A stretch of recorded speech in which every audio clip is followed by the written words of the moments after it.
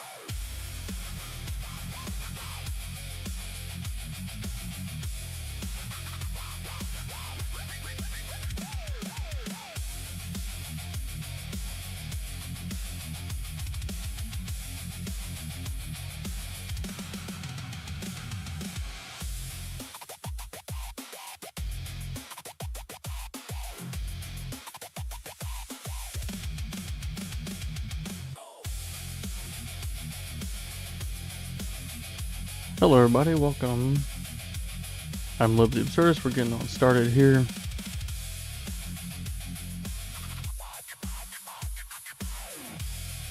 Thank you guys for being here, liking the stream. Don't forget to share it out. Get some more people in here. The more people we have in here, the more discussions we can have, and that's why anybody's going to sit here for the discussion. And we've already got our first guest, so I'll go ahead and bring him on up.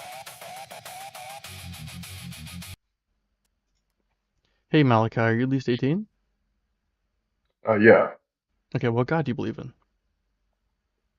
I believe in the Christian God, but I mean, I don't think I convince you of the Christian God in one life. So I was thinking about talking about more of like a theistic aspect. That's fine. So what's your best evidence for God? Um, I guess my first question to you would be, was this like a debate or you just want to like have a conversation? Like, are you wanting like a Either way, syllogism or? whatever. It's fine. Okay, well, my question for you would be, there's two different views of time, really. You have like A theory and B theory, and I think whichever you pick, I think they both point to a strong argument for God. So. Sure, lay it on me.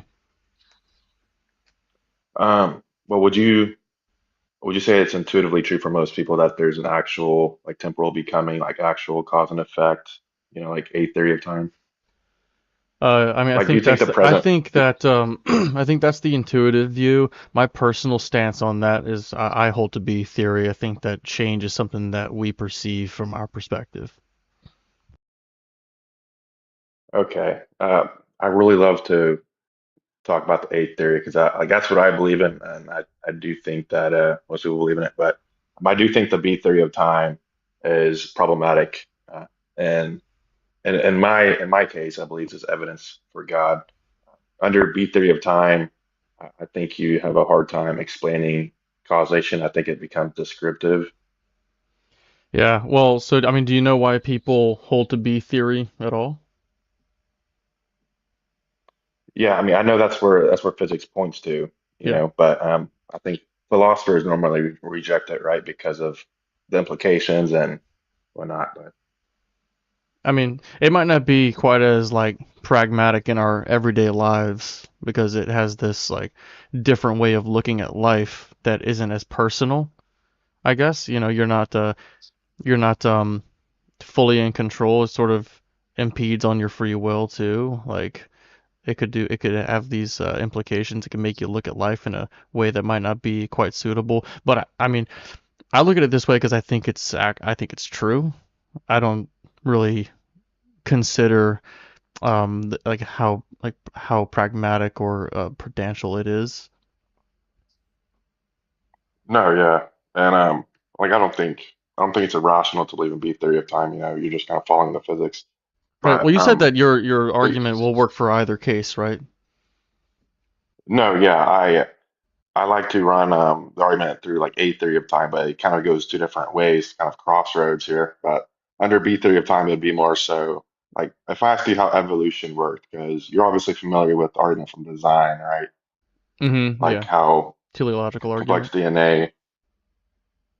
So if I ask you how evolution worked, like how did we get so complex? It would have. So, first of all, I'm not the person to talk about the specifics of evolution. I only have a surface level understanding of it.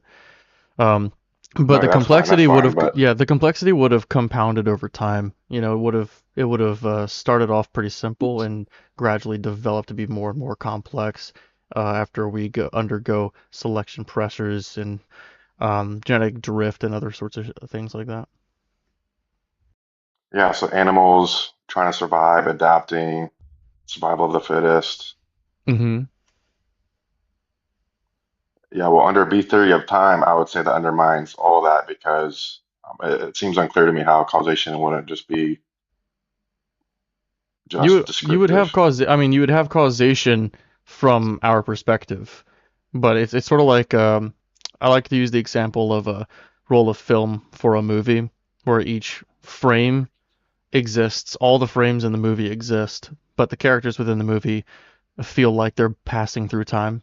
I think that's us. I think that there's a full length of film where if there's an end, it exists, and maybe there's no end, in which case there's just an infinite number of frames that all exist just as actually, but we don't perceive it that way from our mode of existence.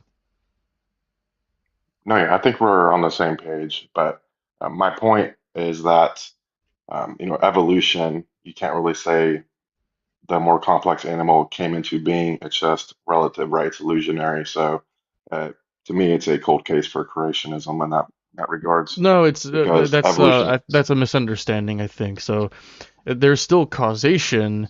It's just when you're looking at it from a top-down view where you're looking at all the moments, it doesn't look like it's dynamic as it is from our view. It'd be more like if you have a set of time slices, right, where there's a guy who's throwing a ball, for instance. Um, each time slice, each frame would be static and would have its own numerical identity, completely different from the moment just before and the moment just after. But it would necessitate that if you were to look further on the timeline, you would see a ball suspended in the air in a series of these time slices.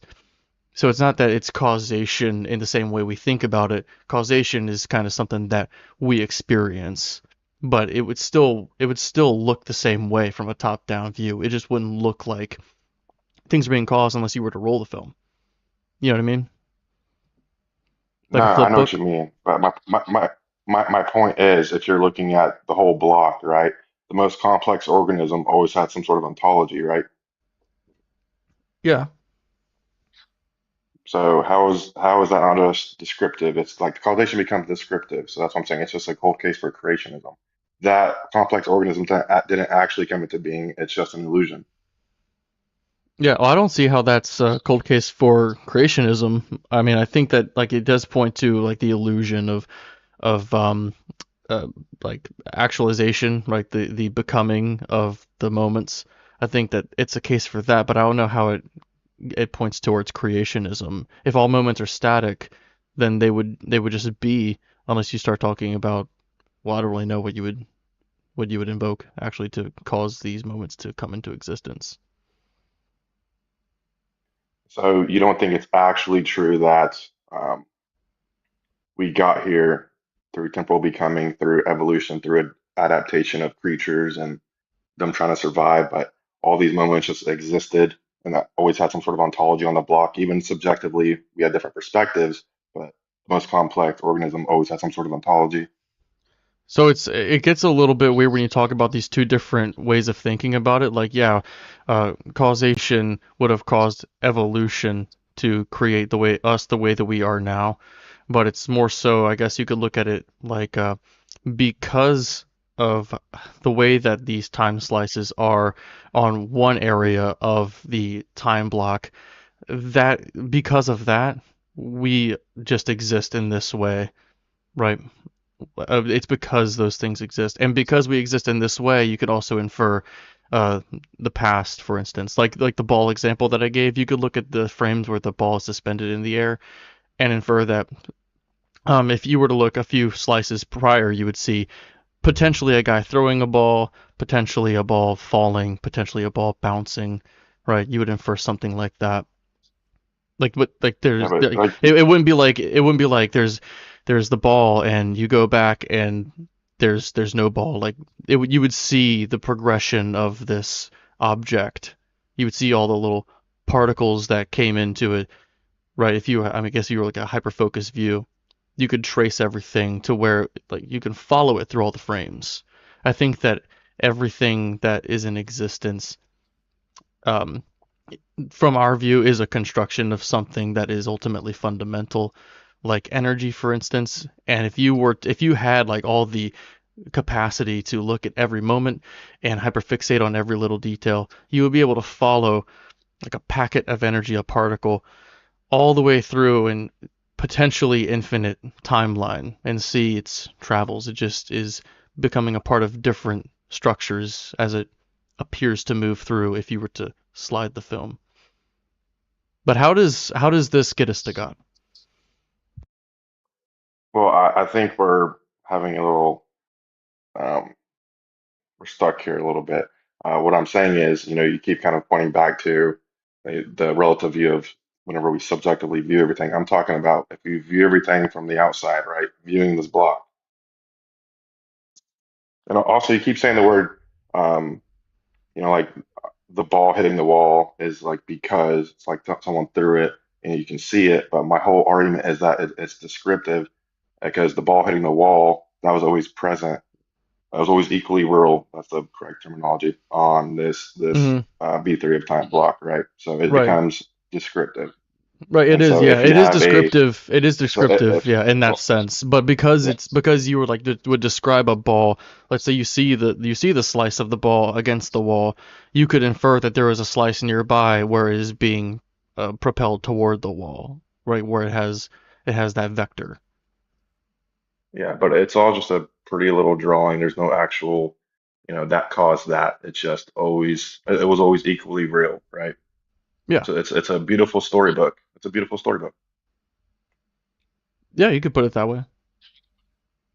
So Okay, how does this well, get to us me to that's a God? cold case. Well, that's a cold case for creationism because if we didn't get this complex through temporal becoming and all those animals adapting was just illusionary, then to me it seems like we were just meant to be here. No, so like it's not that it's a causation thing from that meta perspective. It's more like when you're looking at it from that perspective, it's more like a uh, the slices before us are just ontologically prior, right? So Yeah, like because I know, but you're zooming in again. I'm looking at the block in its entirety. yeah, that's what I'm talking about. The slice that we inhabit, it's not that we were caused in that sense, in the way that we would pragmatically talk about causation. It's that we are ontologically, I guess you could say, intertwined with the other moments. Like one necessitates the other. Yeah, I mean, I guess We perceive what that I would as need from causation. you is, yeah, so it's illusionary. So I guess what I would need from you is to distinguish how it would not be just simply descriptive. No, I'm fine with granting that it's descriptive. I think I already agreed Okay, to well, that if it's if actually. But how does it get us to God? okay, well then, first of all, I don't even believe in B theory of time. So those in the chat, I think this is all absurd. But my original argument actually goes through like A theory of time. You But just run well, that yeah, one, in that and case, I'll work with that. okay, well, in A theory of time, which I believe most people that aren't interested in these topics would say that the present rests on the past. But if the present rests on the past, then the past has to be finite because an actual concrete infinity can't exist in reality. And if the present rests on the past, then that would say, and then say that the past is infinite, that would mean that the past consists of a infinite amount of actualized events that is also completed, which is a contradiction. And that, I mean that is just the Wait, can first you tell part. me what the contradiction was? Because I get the infinite regress. If, people complain about the infinite regress a lot, but I'm always asking what the contradiction is, and I think I missed what it was when you said it. Yeah, so whenever you say that the present rests on the past, I mean, would you say that's analogous to saying the past is completed, the present completes the past, right? Yeah, like the present leads to yeah, the present would be contingent on the past. Each moment is Sorry, one contingent on its second. prior moment.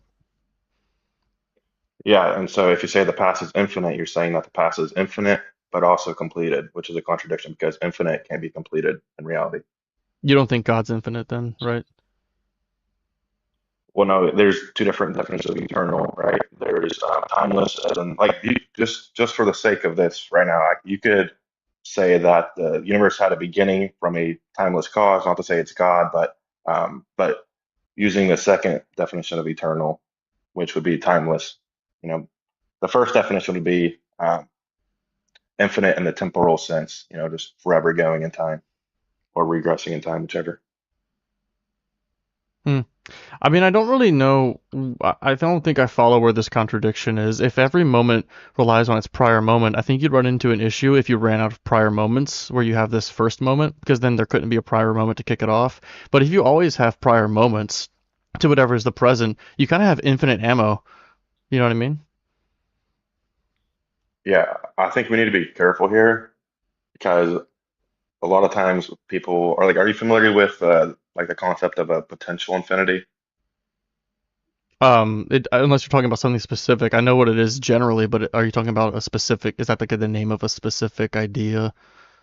No, no, okay, like the future, you know, we're progressing into the future, you know, we're But it's like the not potential actual. Is that what you're infinity is saying? the Like it's gonna go yeah, like forever, but it's but not actual already.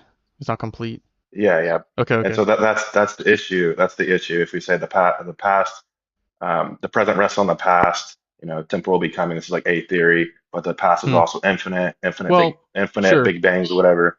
Right. Okay. So like under A theory, it's like it's presentism. So only the present exists. The past used to exist but no longer does. So the past is not actual either. So you have infinite moments in the future that are not actual, and you could, I guess, have infinite moments in the past that are also not actual. I don't really see the issue. Yeah, but the issue is that it's we got to the present through successive addition. You know, like we because the present rests on the past, we got here because of all the past moments, right? Like I sat down earlier, and that's why I'm sitting here. And so you can't have an infinite amount of those, right? And just for an analogy, it's like me saying, could you count to infinity and then complete it, even if you live forever? No, it'd always be a potential infinity. Yeah. Yeah. Well, also infinity is just not even a number. But I don't really know why you can't have an infinite amount. Can you like really get specific about that for me? Well, that was the analogy. The analogy was because whenever you're counting like temporally. I don't know if I use that word right, but it's you know, it's one, two, three, two. Mm-hmm.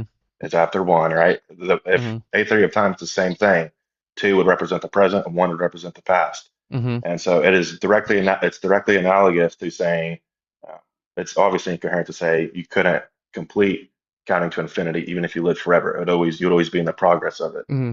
Yeah, because it's infinite, you would never be able to complete it. But I think that's just kind of in the nature of it being infinite. If there are infinite prior moments, then yeah, obviously you couldn't like count each and every single one of them. I mean, you'd have to start at an arbitrary place. I see that, but that's kind of what like we do. If there's an infinite number of moments, the spotlight's on the present, and we would start counting, so to speak, from whenever we started existing. It's like I started counting my moments in 1995, right? Because that's when I was born. So like I would have prior moments where I was not actual, but something was. Yeah, you're losing me a little bit here. So, like, are you saying that it's all relative to each person? I'm talking about when you're counting. Like when Oh, we oh, oh, count, okay. we sort of start from wherever we feel like counting. There's an actual infinite set of numbers. We could, if we were crazy, we could just choose to start from -3. Some people, when I was a kid, would start at 0. I think that's insane, But we choose to start from 1 because it works for us. But we literally could start from 100, or we could start from -20. So when we're talking about counting, that's something that like we're involved with, but these moments still, or these not moments, these numbers exist conceptually as an actual infinite set. Yeah, I mean, I was just using an analogy, but we could use, which might be better anyways, doing something physical. Like I could jump rope, that'd be a concrete thing, right? Even if I lived forever, I could not jump rope an infinite amount of times. And to to say I can complete that and it be infinite is directly analogous to saying that the present rests on the past, but also the past is infinite.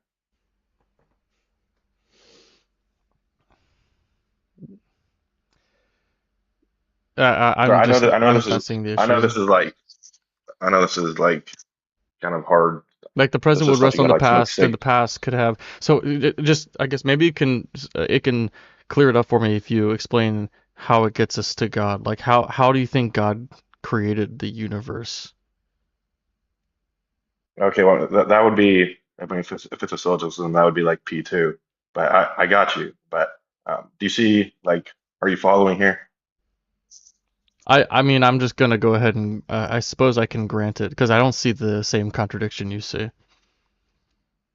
Okay, well the contradiction is to say that the present completes the past is to say that a infinite can be completed, which is a directly definitionally contradiction, right? Because infinite means incompleted. I don't know that I don't know. So Now, the I was present the kind of present answering some of the completes the comments. present completes the past. Um, Like, well, let me rephrase that. well, the The past is present com okay. Yeah, go ahead. hold on. The present moment completes the totality of the past. Hmm, Under A theory, we're just right. granting A theory, of course. Sure. Like, I don't think that's crazy. Okay. So the past would be also ever growing because now the past is greater than it was when I started the sentence, right? Um, Like I mean, because you can have infinities that are larger than other infinities. I think that the past would just be one of those uncountable infinities. Well, that's a paradox, and that's an argument for why people Like, say that actual infinities can't exist in reality. But what I'm now you're confusing me because what I'm saying is like are you saying if we're adopting the A theory of time, are you denying that the present would be the completion of all the totality of past events? Otherwise, it's a direct contradiction, man. I don't see the contradiction. I'm just gonna go ahead and grant it so we can move forward. So because I think we're going in circles here, but I'll just say that I'll just grant that let's just say for instance there's a beginning, right? Because I don't know that there is one, but we'll just go ahead and say that there's a beginning and we'll move forward. Okay, I mean I like said the contradiction, but I guess we'll go ahead. Yeah, so if you require a timeless cause, I mean it wouldn't have to be God, I guess, right? It could just So be I mean, I don't know that if something is timeless, it can be causal, as causation occurs in time.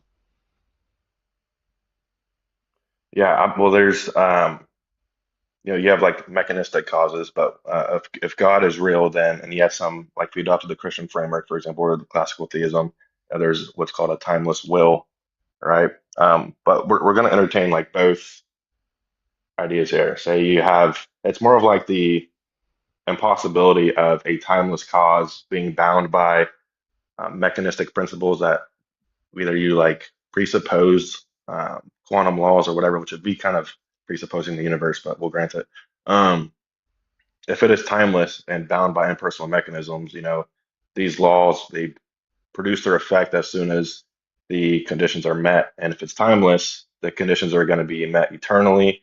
Therefore, it'll produce its effect infinite time ago. And then you would run into the problem of the universe and time beginning at infinite time ago. And if you don't believe an actual infinity can exist in reality because it's a contradiction, then it's incoherent. And so what you require is a timeless cause that has some sort of free agency, has a timeless will that isn't bound by any prior mechanistic principles or anything like that. And so to reject that, even if you were to resolve or demolish my idea of a timeless will, you'd still have to explain how a timeless impersonal cause could be sufficient to produce a finite effect from a timeless state. Yeah, I don't think Because, that. like Yeah, again, like I don't think that I could demonstrate that. I don't know how anything that's timeless can do anything. Because if something's timeless, then it's changeless. Time would be like a measurement of change.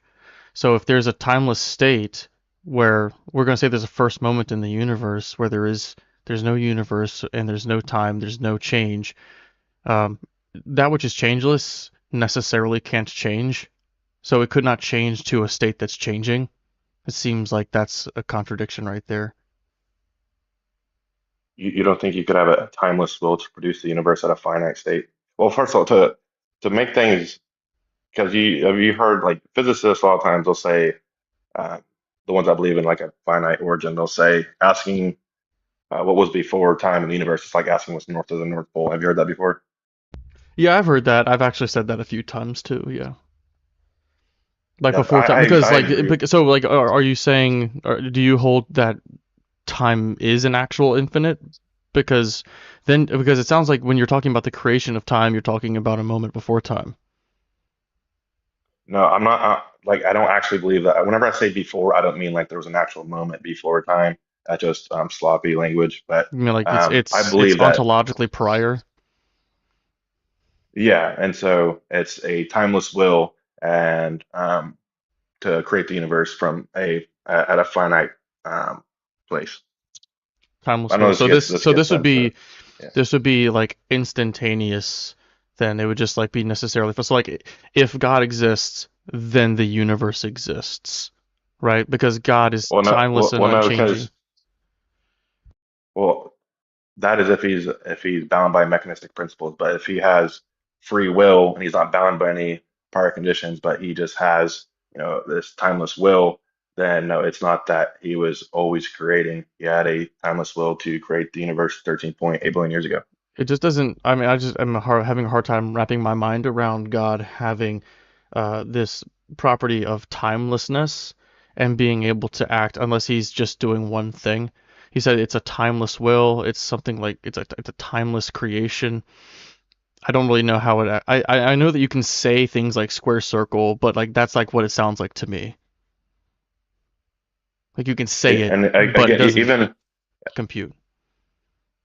yeah, and just again, even if we were to um, find this to be incoherent, which I don't think it's incoherent, but it's still the impossibility of a timeless mechanistic cause and the impossibility of an actual infinity.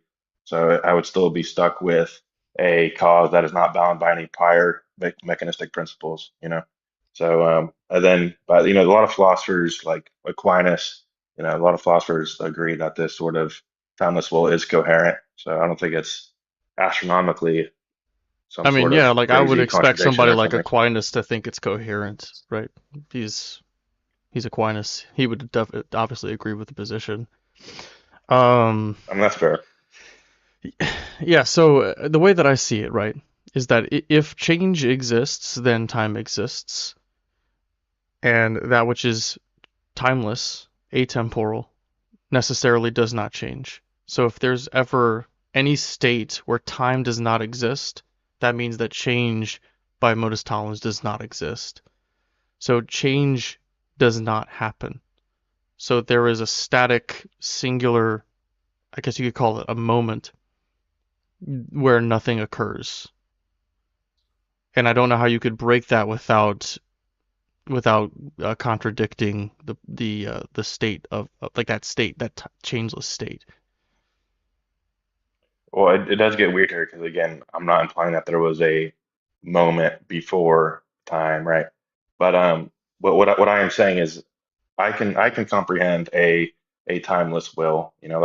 Matter of fact, I believe you have a timeless will, even though you're a being. But if we were to like, we won't even grant you the characteristics of God. We'll just say like there's something in your life that you've always wanted. I'm sure, right? Um, Changes. I mean, surviving, I suppose, is if I'm reaching for something. I mean, maybe it's having a wife one day. I don't know, but like in 30 minutes from now or 30 minutes ago, you weren't thinking about how I don't know if you're married, but you weren't thinking about Mhm. how you want a wife one day. It's just eternally present within your nature, right?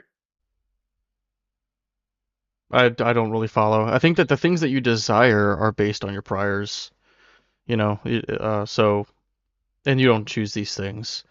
Like if let's say I got married, I am married, but let's say I end up hating it or something, then obviously that's not going to be part of my total like timeless nature because there would be a temporal part of me that does not want that. Yeah, and this is obviously it's not going to be like a direct analogy, from a temporal being to God. But what I'm saying is, if you have a dream or something you always wanted to accomplish. You don't have to be actively thinking about it for you to have that will, right? It's just part of your nature. If someone's talking about you in the past tense, they'll say, you wanted to get married. And so if we adopt the theistic framework and the actual characteristics of God, then that makes sense on how he could have a eternal will for there to be, right? Just according to his nature. Yeah, I just don't think that it's the case. Like I don't think that somebody just necessarily wants to get married as a part of their essence because it changed like unless you're talking about B theory where one part of them, one like temporal location of But them does yeah, we change, because but it's I'm saying if we dynamic. adopt the nature, but if we adopt the nature of God that is unchanging, right? Then his nature to create the universe at a finite point would never change. So I'm just trying to figure out how God can do it. I'm gonna go back to what I was talking about before with the change. So we'll say Well, that so God is existing timelessly, where change does not exist necessarily. If it could change, then it wouldn't have been a changeless. And if it did change, then it would be like an infinitesimally short amount of time, for lack of a better word, that this state existed. It seems like if God is ontologically prior rather than a causal, rather than like a direct cause to it, then it would just follow necessarily that if God exists, then the universe exists.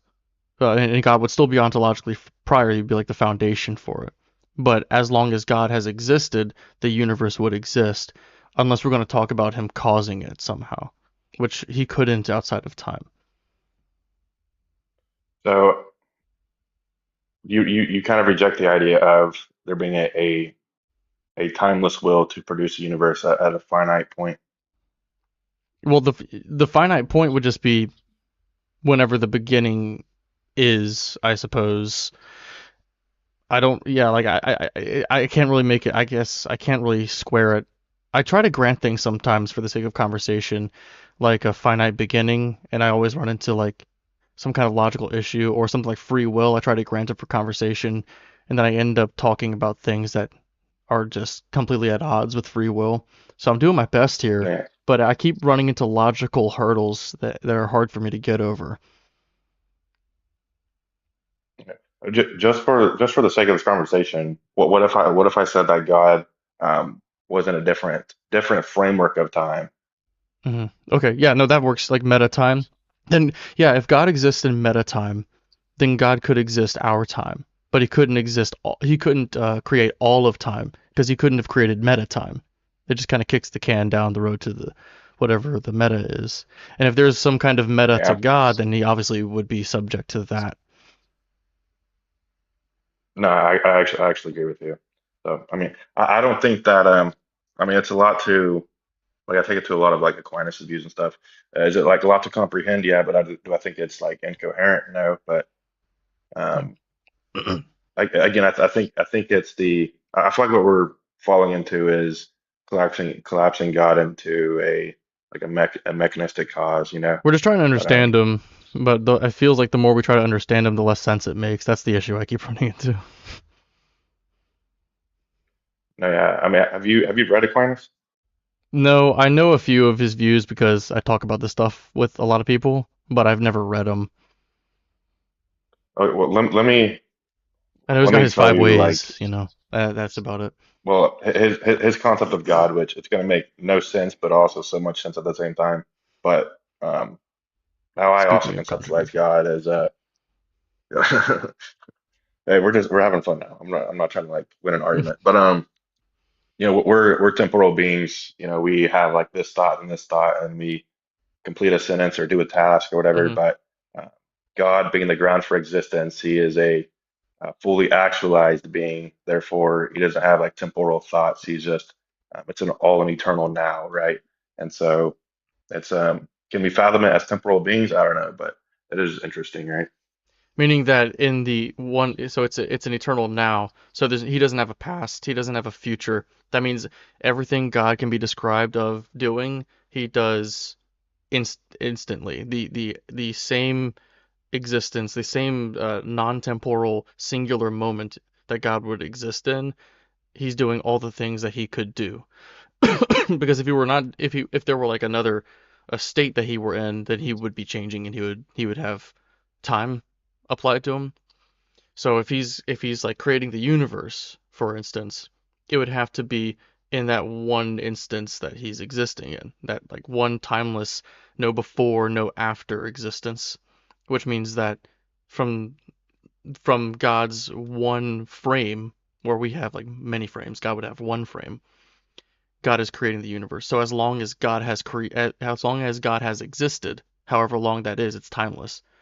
Then the universe would have necessarily had to exist. No, I don't. Whenever I say like fully active and like fully actualized, I don't mean that means like actualizing all physical events like simultaneously. I just mean um, that can happen like temporally, right? But just all part of his like nature, his will. So God is like actualizing one moment and then like he's actualizing another moment.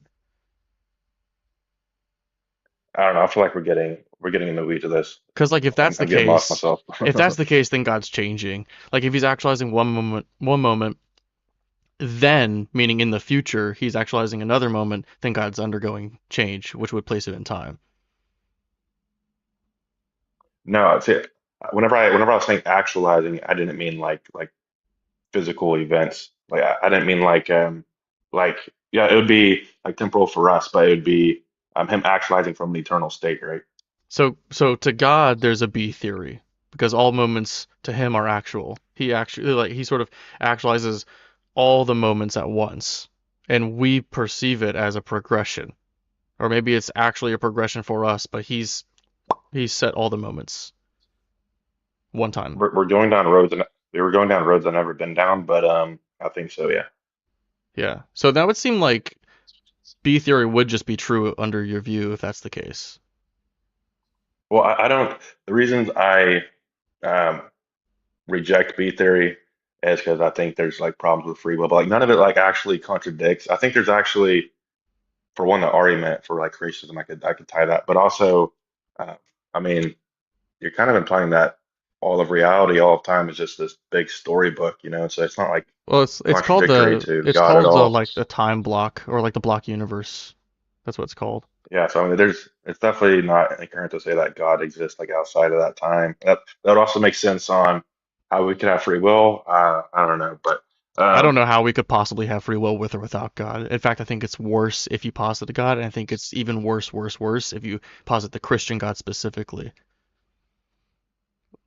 yeah, I mean that's another topic. But and also having free will, people argue that free will isn't even biblical. So to me, it Yes, doesn't really that's why like matter. I would I feel say like that for the Christian yeah, God, like free will is never mentioned in the Bible, but predestination and God knowing about the future, which would mean the future's set. Right? There's all these things in the Bible that point towards us not having free will.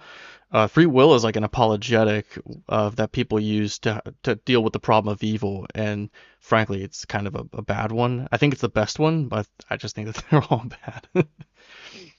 Yeah, I don't know. Free will stuff. It's always been like, I mean, does it really matter to me? Like, So I here, won't know like, anyways. I You know have what I mean? this. So because it seems like you can logically understand the B theory, it seems like it makes sense for you. It's just that you have these contentions because of other viewpoints you already hold, such as free will is the one that the example you gave. Why do you think free will is the case? Like, why do you think that's a thing that exists?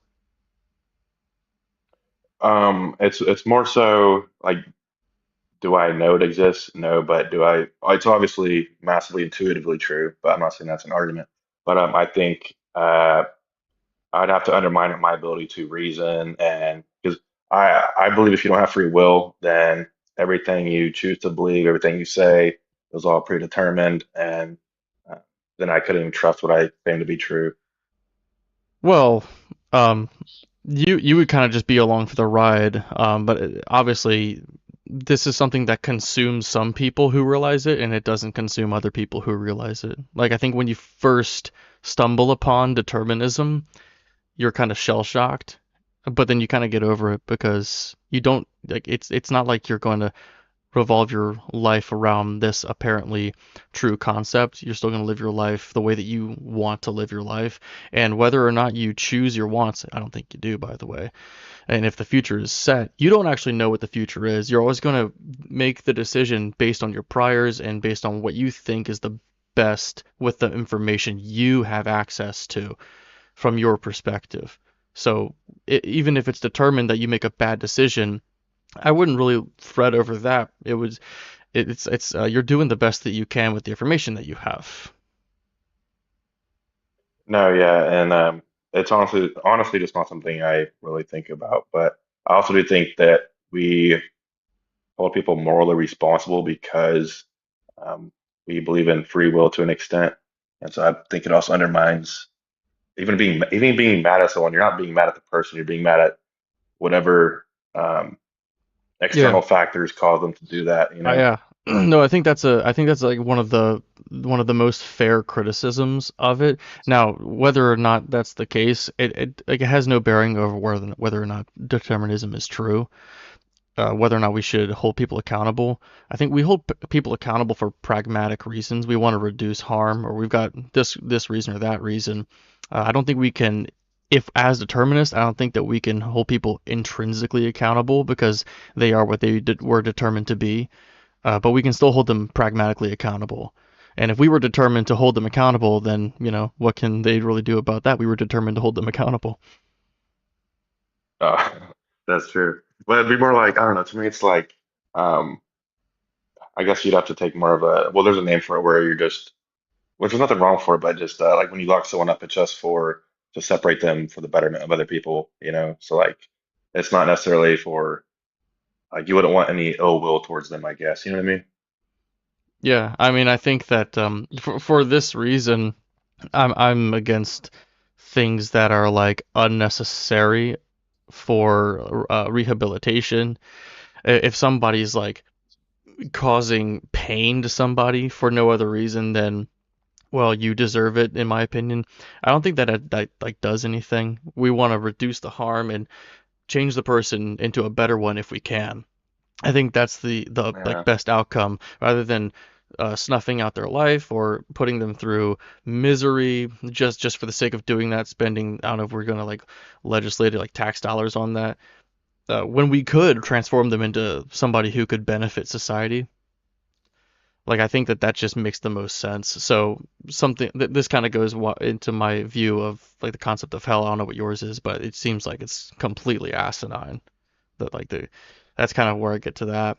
Like I think it just highlights a Oh, sadistic nature. yeah. You know how we sometimes and this is like really common even for myself, when somebody does something really exceptionally heinous, not to get specific or anything, you like have this visceral reaction sometime where you want to cause them harm, you want to cause them pain. I think that's an evolutionary thing, and that drives the origination of a lot of our values and our our laws and stuff, but the actual method is not emotionally well thought out.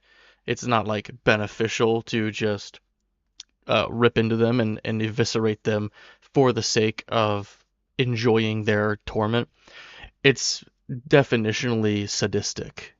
You know what I mean? A sadist gaining pleasure from the misery or pain or suffering of another person.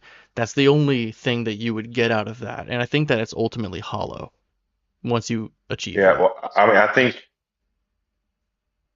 I mean, these are topics I normally don't go down, but uh, to backtrack a little bit, I do think to kind of argue for you for a second, it would make sense. Like, say someone's protesting, they're yelling at people that are like for ICE. You know, I would say that they're actually maybe that is evolutionary if they are. If you think about, it, they're giving external factors for that person to recognize and change their way of thought. You know what I mean? So it might actually just, you know, does that make sense? I don't know if that makes sense. I'm not sure of your point. Like, I don't know either. Never mind. Well, we've kind of gone around. We kind of bounced all over different topics. I think it's because you're pretty easygoing, and whenever we would hit a wall, we just change the subject. That's fine with me. But I'm going to bring up the next guest. Thanks for coming up, Malachi. You're welcome No, to yeah, come for back sure, bro. tomorrow or the next day. For sure, bro. Thank you. Yeah, Malachi was cool. Thanks, guys, for being here. I'm Los the Absurdist. Thanks for the taps. Thanks for the shares. Let's go to the next guest. We have Leo. Yo. Hi, Leo. You're at Yo, least 18. yeah, I'm 19. So Okay. the thing And is, don't what take me. God do you believe in? I also don't believe in God. I just have some questions about atheism, if that's okay. Oh, okay. Okay, so the thing is, like, I've been an atheist, like, since I was born, I really didn't believe in the idea of God. But the thing is, I'm really confused on how am I gonna explain this? Like, the concept of the afterlife, it really confuses me, and I want to learn more about like the atheist way for it. And I really haven't had one explain it to me very well. In my experience, most atheists don't believe in an afterlife because the evidence doesn't really point towards that. But atheists are also not a monolith. It's just a person who doesn't believe in God. So I could hold the view that there's an afterlife while not believing that there's a God. That's like the explanation for it. In fact, I'm warming up to reincarnation, and I'm a little embarrassed to admit that on live stream, but uh, it's gonna sound crazy if I don't explain why. Like, so real quick, so before you guys start thinking I'm insane, if we've got like if it's the case where we have a big bang and then a big crunch where the universe expands and contracts ad infinitum, and our first person perspective is a result of chemicals, like a combination of chemicals and matter being arranged in different ways. If that is what caused us to have our first person perspective once, then given an infinite amount of time where energy is conserved, I can only imagine that it would be guaranteed to happen an infinite number of times. And I think Yeah, that's crazy, but anyway, that's like as close as I get to an afterlife view, and it's based on it's like reasoning with the information that I have, and it's contingent on certain premises being true. But most atheists don't believe in an afterlife. yeah, I understand that. That sounds good, but I kind of have a theory of my own. Do you want to listen to it? Okay, there's nobody else requesting, so I'll entertain it. It starts with like the beginning of the universe. So I believe that like even before time started, I believe that space started before time. So the way it works is like if time doesn't exist, then like the law that goes like an action causes an after action. Since it only exists with time, so I believe since at one point time didn't exist, the concept of time didn't exist itself, so it was just like actions randomly happening like infinitely. So at one point, if you put it like, do you understand what I'm saying, or do I have to explain it a different way? I mean, it just so there is one concept I've heard of, and I don't know if it's like if the field is geometric physics or whatever, but they would like take the math. I'm not gonna be great at explaining this, but there's like this idea where the axes, the four uh, space-time axes, uh, go back into like reduced to one, and time is like not the last one to go. So it's like you talk about something that's before time. These axes are retracting into this one spatial line that was like not Hmm. temporally before, but like ontologically before. So that's as far as my understanding goes on that, and it's like to say it's surface level is just an understatement. I have extraordinarily tenuous grasp on this because it's like escaping on me. But to say like when you started to go down that route, you say that things were happening randomly at infinitum, like infinitely. That seems like it would still be in, well, I guess it would be, it almost sounds like it'd be in time, but you're saying randomly, meaning there would not be a cause. So, Yeah, uh, what I'm trying to, I'll try to explain it better. So just imagine like a line. So that line is basically time. Let's say that that line is time. So I forget like this law. I remember it in Arabic, but I forgot it in English. It's like for every action, another action happens. I don't exactly remember. cause and Do you know what effect. I'm talking about? Yeah, The yeah, cause yeah, and effect. Yeah, so basically, for the cause and effect law to happen, it needs time, correct? yes. Yes. So if theoretically we're in a point where time doesn't exist, then we can theoretically say that without the cause, the action can be happening at an infinite amount of time because it doesn't follow that law. So by that Wait, logic, it real kept. quick. Um, I think you should clean up the language here because without time, there can't be an infinite amount of time if there's zero time. I think the zero is like, Yeah. it's almost like the opposite. Yeah, I understand that, but like if you look at it that way, so just imagine like in infinite is like in an imaginable number. So like just before time exists, I remember just imagine actions like happening like everything was completely happening randomly because without of law and time there is no order. So that's what I'm thinking about. It just imagine like an amount of big bangs that is like inconceivable. So at one point of those big bangs, like since it kept going and going, I believe at one point Earth like is meant to be created because like anything can be created with that setup, correct?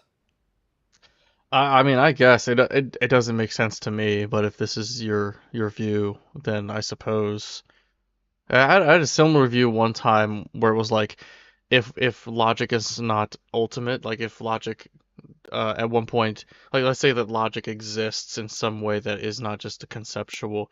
If it didn't exist at one point and came into being, I think it would be the kind of thing that brings itself into being. And this isn't a thing that I hold to for the record, but let's say that the laws of logic, A equals A, um, P and not P can't both be true simultaneously, and if there's P, then there is not, well then it's like not, you know what I mean? Like the third one, the excluded middle.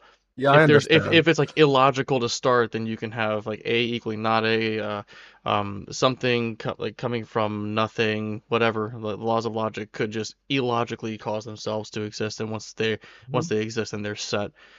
And I think like now I think that's kind of absurd because I don't view logic in that way anymore, but it sounds like it's similar to that idea. Yeah, so that basically brings me to quantum immortality. Have you heard of it before? Yeah, I've heard that.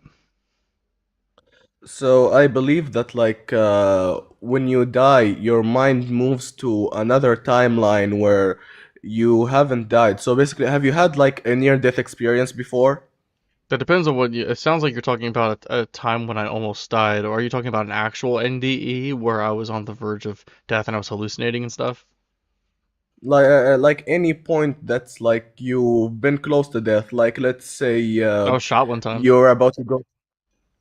Really? Hmm. In the knee, but it Are was, you? I mean, like there's a major artery going through there, so it could have hit that.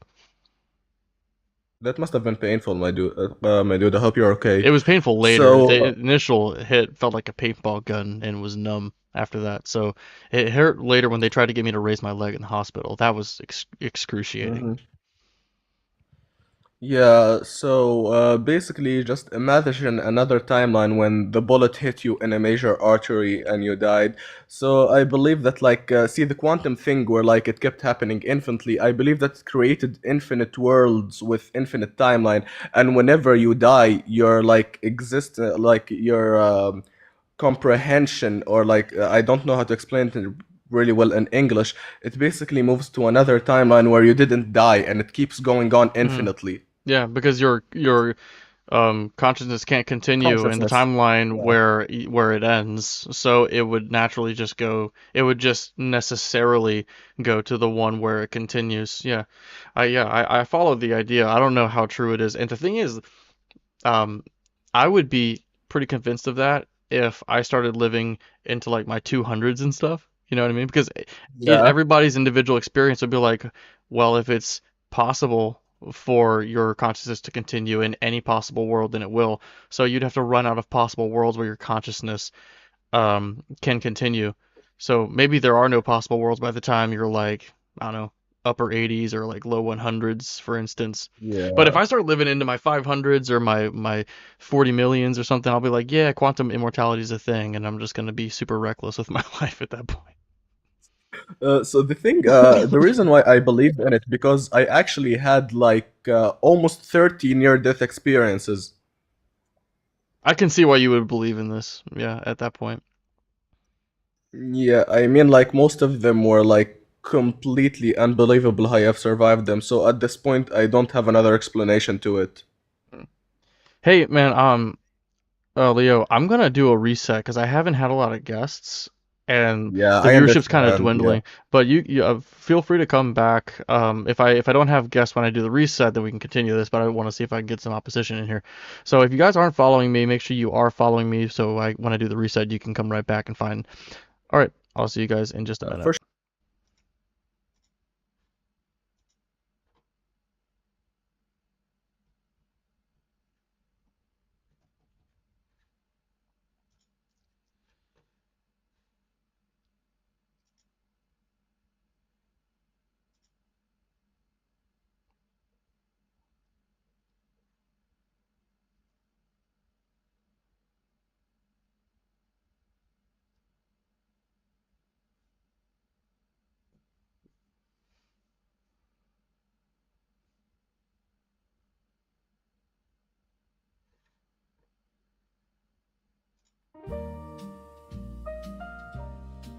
But yeah, 3 pips. It was the first date. That's when it happened. Inside the room of thought tonight, where questions spark and doubts take flight.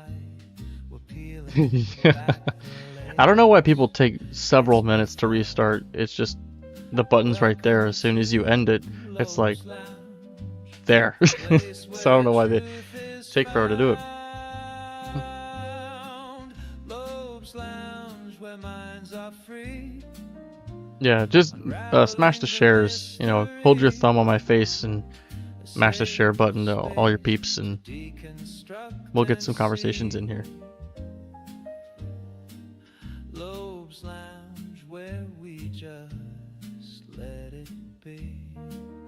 I did get started pretty late, almost a half an hour late, and I wanted to start earlier than usual.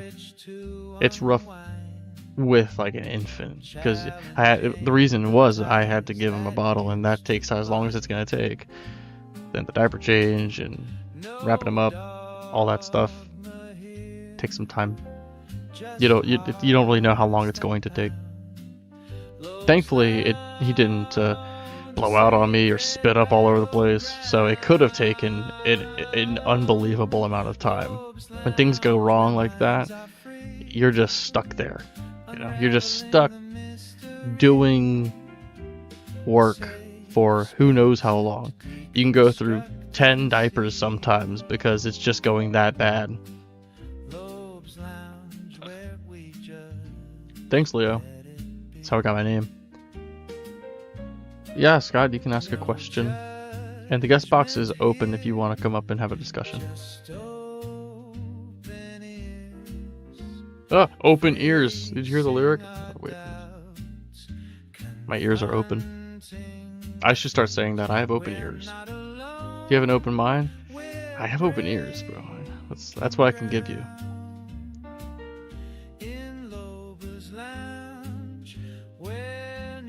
Kiddo's worst blowout was in the car seat on the way to the hotel after a 6-hour flight. That's fair. I would blow out in the car seat after a 6-hour flight too. As an adult. Oh man, car seat ones are the worst too. Because you've got this clunky seat that's hard to wash.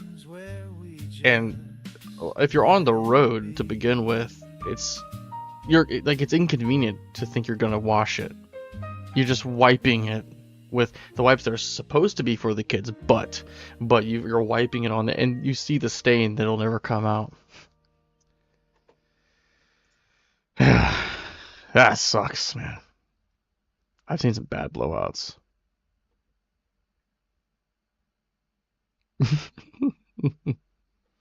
Thanks for always being here, 3Pips.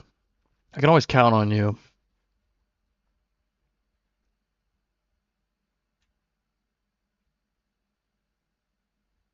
Yeah, lazy, they do. They are.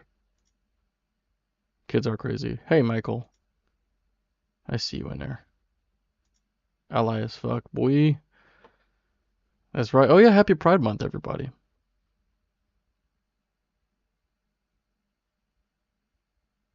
Where does anything come from? Think about it. Things come from other things. As far as I could tell, everything that exists is a conglomeration of things that already existed. Hey, Clyde Rides, are you at least 18? Yeah, what's up, man? I'm chilling. What god do you believe in? The one and only. I mean, Which yeah, I'm one's not a Christian. So which Yeah, god the do, one like, the one do and you, only God. is it a I mean, specific which religion do I practice? Yeah. Yeah, I just rather not talk about that. I mean, you wanted the best evidence for God, right? Well, I'm just trying to get some background. So do you believe in a mind that created the universe? Is that what you're talking about with God? Did you want the best evidence for God or not? Yeah, I mean, yeah, like I do, but I want to make sure that it's not something like the universe is God. I want to make sure that it's like in the same category that I'm looking for. Are you an Ashkenazi? I don't know what that is. Oh, okay. All right. So I just thought we were asking personal questions or something. Well, You want my best evidence for I God? ask every guest the same questions when I bring them up, and usually I just get an answer. But I mean, That's like, weird. That's weird because like religion isn't like evidence, right? no, it's just background information. But I want to make sure that you, like, when you say God, we're talking about the same thing. So do you believe in a mind that created the universe? No, like I don't consider God to have a mind in the same way we have a mind, So God would you know, be because God's not a human being. God, well, but God in your view then would be impersonal, like no opinions, no thoughts, no will. I'm not God, bro, so I couldn't tell you. So what is your Do you view want on the God? evidence for God, I just want your or view. you I just just want to want to avoid understand it? your.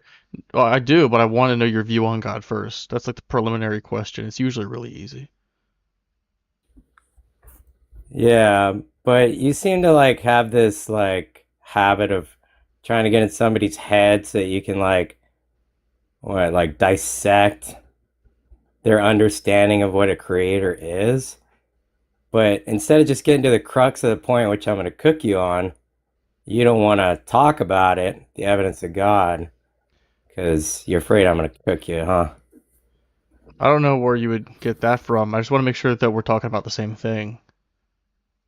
I'm just making sure that we're talking about the thing you got on your title, which is Can what's you the evidence well, for can you God? like And just and yet, define God for me so that I can know yeah, that we're talking about. you keep asking me my definition of God and what my religion is and all this stuff instead of just getting to the topic which you have on the screen, why are you afraid I'm going to show you some evidence of a Well, creator? why are you afraid to just answer the question? It's preliminary. It's preliminary. Yeah, it's Maybe in something your world, in your reality, my man. in this live. It's You know, preliminary. I, I I, ask I every just guest, told and you they I'm tell not a me. creator. I'm not a creator. I'm not a god. So I'm not going to claim what a creator is So you don't even or know what God was is. or what could be. So you don't know what God is. Is that why you ask these preliminary questions so you can go, No, so you don't even know I what a just want to god have is, some so kind you of don't like know what it background is. How do information. you define it? Bro, No, bro, this is not even like a line of argumentation. I was gonna like you could have said like you said you're not a Christian, but I don't know. For instance, if you were Muslim, if you said I'm Muslim, I would have said okay. What's your best evidence for God? That's exactly how I've started all these conversations. I hear why don't we what the just get to the position best is, evidence of and God then? I don't drill deeper on Here that. I just I am. accept what they say. I've been up here for 10 minutes and yet you don't want to get to the evidence of God. You ready for it? Well, you've been up here for 4 minutes and 19 seconds. Oh, 4:20. Nice. Yeah, whatever, man. Just fuck it. Go for it. All right, cool. So you're breathing air, right? High pressure gas. Yeah, I'm breathing air. Okay, we got 14.7 psi at sea level with a gradient that gets lower and lower as you go up, right? So just like water, right? The more water layers you stack on top of one another, right? The deeper you go in the ocean, the more pressure you're going to have. So air works the same way as water because air is also a fluid, so it also follows the same fluid dynamics. But in order to have gas pressure in the first place, which gas pressure, the definition of that is the force exerted off of its containment. So the Earth is contained. It's called the firmament. It's what we call the dome. That's what creates the gas pressure, the air that we breathe. Mm.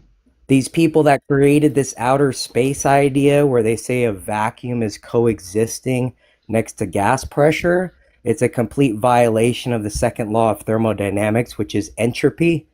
Because if you put a gas pressure environment next to a vacuum and neither one of them are contained and they're coexisting next to each other, entropy is going to occur 100 out of 100 times. That means the high pressure gas is going to seek the low pressure gas. That's science. So if you're going to say nuh-uh, then you're a science denier, bro. I think it's So really there's like scientific evidence. yeah, I think it's really like Scientific impressive that you evidence would of a say that dome. there's a firmament and space doesn't exist and then say I'm denying science. But do you believe in gravity? There you go. Oh, he ran away. I didn't. I was about to push back.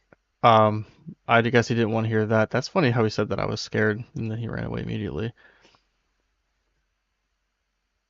Um, okay. Well, sometimes flirts be flurfing, I suppose.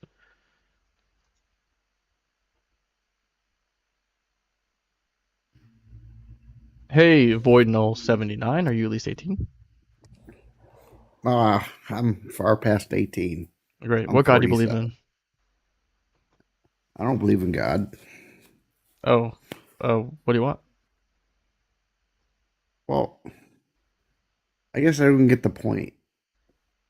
Of God? Like, no, I don't get the point of being an atheist. But you are one. And yes, I am. Yeah, well, But I don't. there wouldn't be one. You're just not convinced God exists.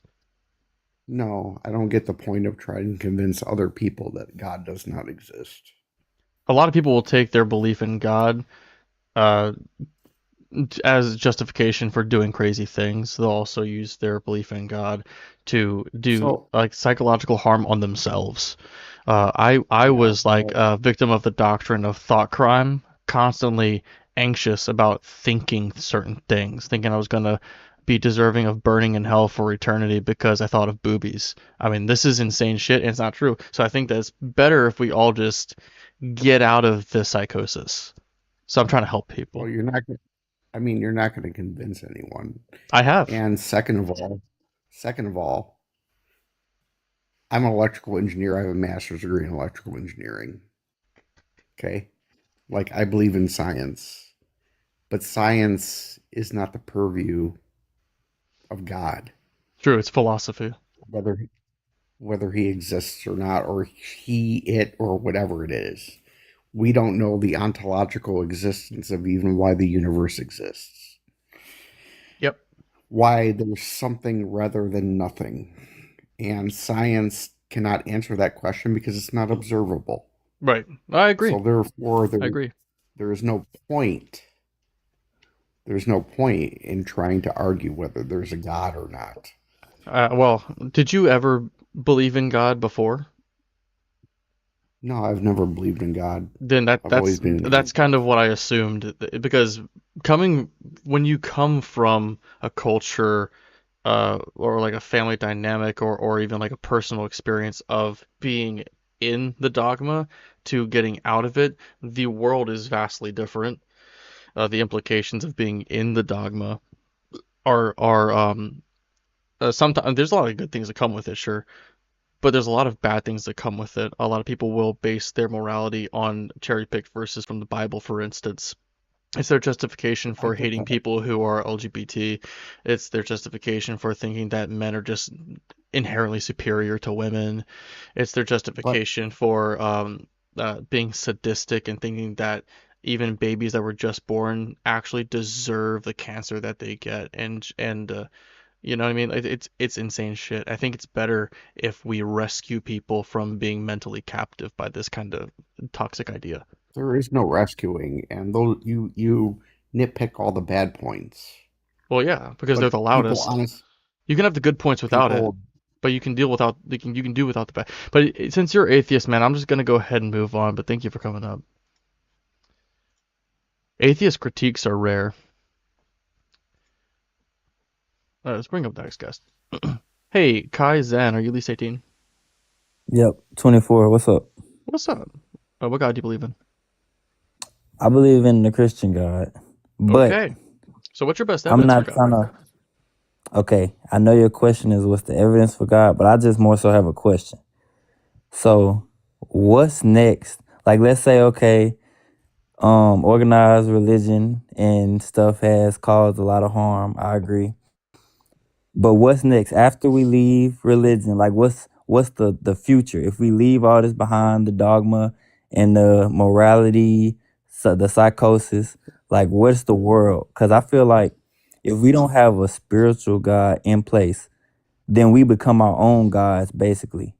And if Well, we govern right. ourselves, So yeah. my answer to that is I don't know the specifics, but I think that we would be a lot more agreeable, right? We would have a more clear picture of reality if we all kind of woke up from this stuff and we could get into agreement. Now, if we have competing religions or a religion competing with a religion, then we've got a dogma that is competing with another dogma or a dogma that is like just impenetrable, right? People who hold to their dogmas based on faith and based on loyalty, um, uh, based on that, you can't really convince them otherwise. They're stubborn, and whatever view they hold is going to be antithetical to somebody else's dogmatic view, and progress cannot be made very quickly.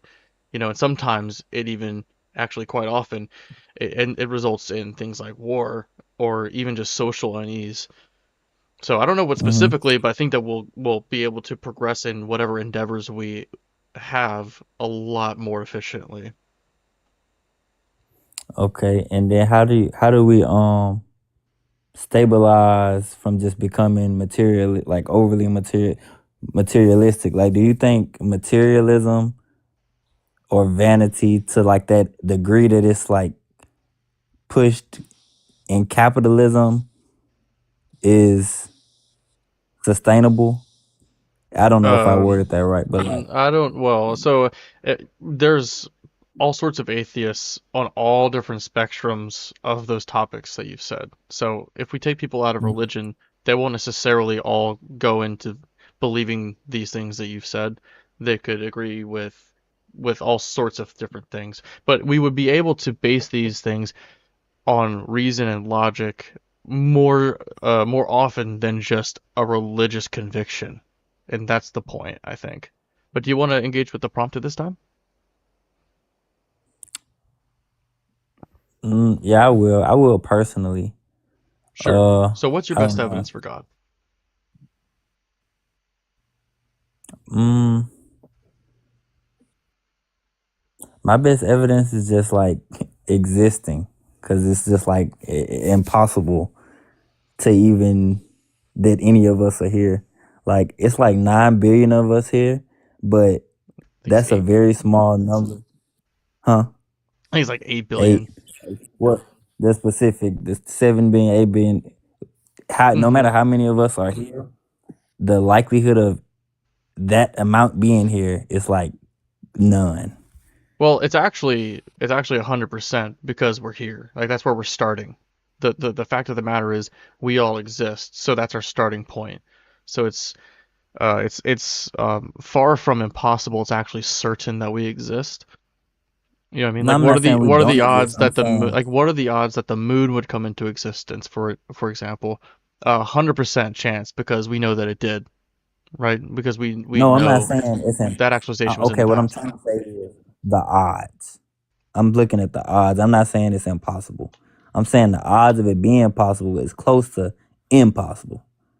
Yeah, we're Um, here. I'm not saying that what I'm looking at is not here, but when we're that talking don't make about sense. when we talk about things that are already true and actual, and we start talking about, hey, Sebastian, and we start talking about the odds of them coming into existence, you would have to take that from a place, a perspective of before they happen. But if you already know that they happen, then it's 100% guarantee that they're going to happen because they did. Now, if I kind of see where you might be trying to go with this, like the conditions of life being permitted on any given planet are very specific, and I can grant you that. But we also have trillions of planets and trillions of stars. So it's almost like we've Mm. got multiple trillions of tries, for lack of a better word, for life to come into existence, and this would develop over billions of years. So this is no like simple feat. It is something that is like almost like an outlier. When you look anywhere else in the universe, we haven't really seen life anywhere else. So it does kind of go sort of into what you're talking about life being unlikely. It seems like if the universe is fine-tuned, for instance, it would be fine-tuned for the suppression and destruction of life, right? Which I think is something that a god would not do if God is somebody who's good from our perspective, right? It seems like we can only find ourselves in a place and time that allows for our existence, and so we do. Okay, I want to start with this because I think a big thing is like definitions. So like before I can give evidence for God, we gotta like both kind of agree like what is God? I would say that Like God what are we is. saying So does or I mean, doesn't exist? I'm happy to go to your definition as long as it's not a misnomer, but typically I would just say that God is a mind that created the universe. Mm. So like okay, your mind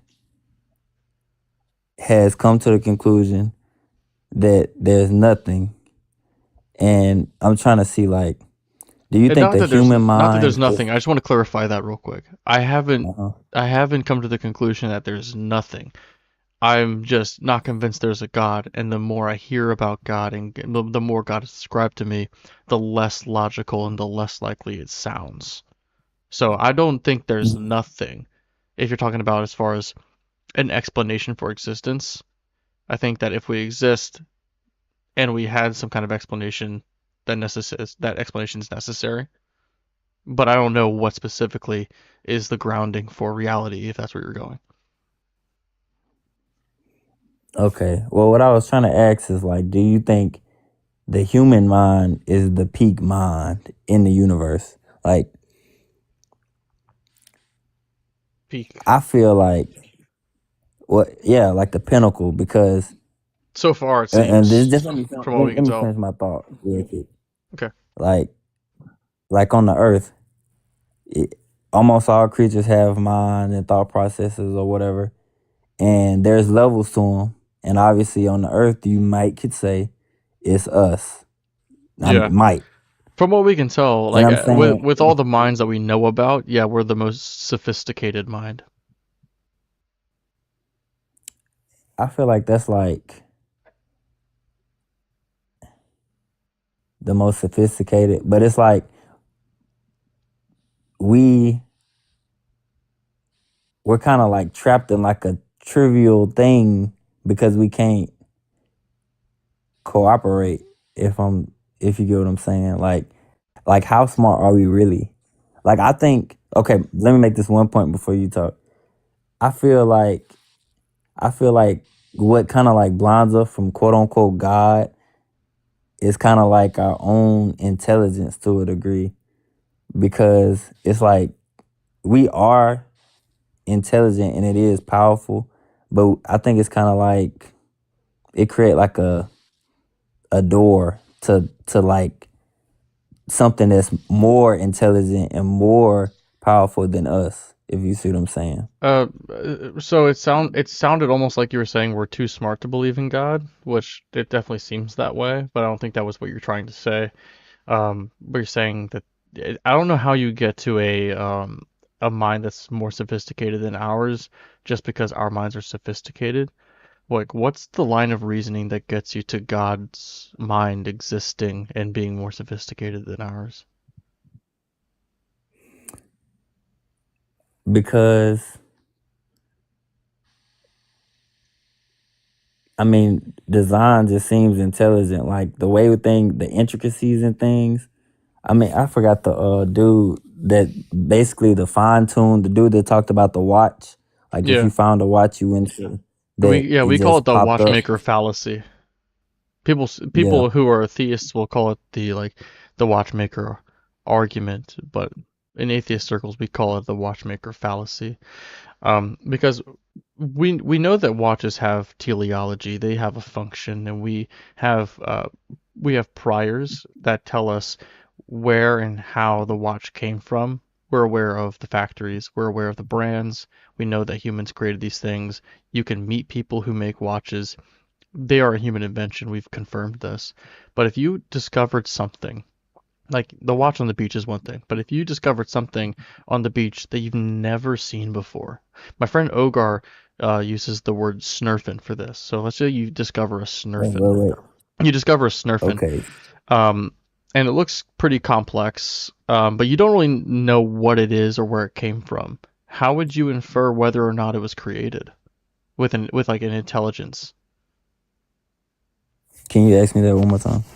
If you discovered a snurfin on the beach, how would you like what is the criteria that you would check off to determine whether or not it was created with intelligence?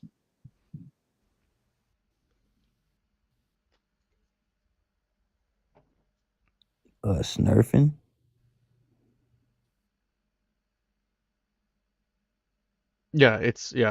It's something that is like it doesn't actually exist. It's meant to represent an object you've never seen before. Oh, okay, okay. Well, I guess I would look for its sign of intelligence. I mean that's what would say it to me. But they're saying they can't hear me, I think. I don't know.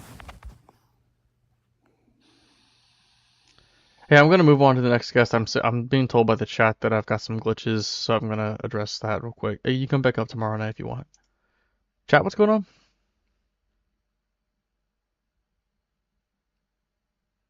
Small glitch. Uh, what's going on with the live? One in chat if live is glitching with the guest box. The stream is having an aneurysm. Guest box was glitching in and out, changing chat. What's the guest box doing to the chat?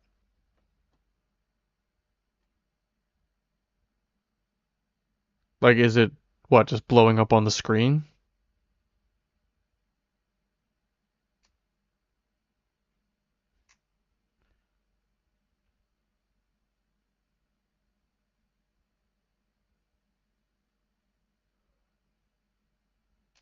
I mean, is it still doing it? I already did a reset. I really don't want to do another one.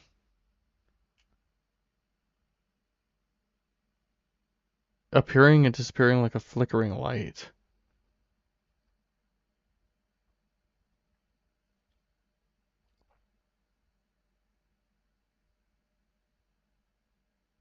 Only with the guest. Oh, like on the corner where they're displayed, their PFP is displayed, like it's flashing or something? Okay. All right, I'll just bring up the next guest. Cool. All right. All right. Let's bring up Mubarak. I don't know how to pronounce that. But hey, is it Hey, how do I pronounce your name? how you doing? I'm good, thanks. Oh yeah, it's Mubarak. Mubarak. Are you at least 18, Mubarak? Yes, sir. What God do you believe in? Yeah, yeah. Yeah, I just wanted to say Real quick, what God do you believe in?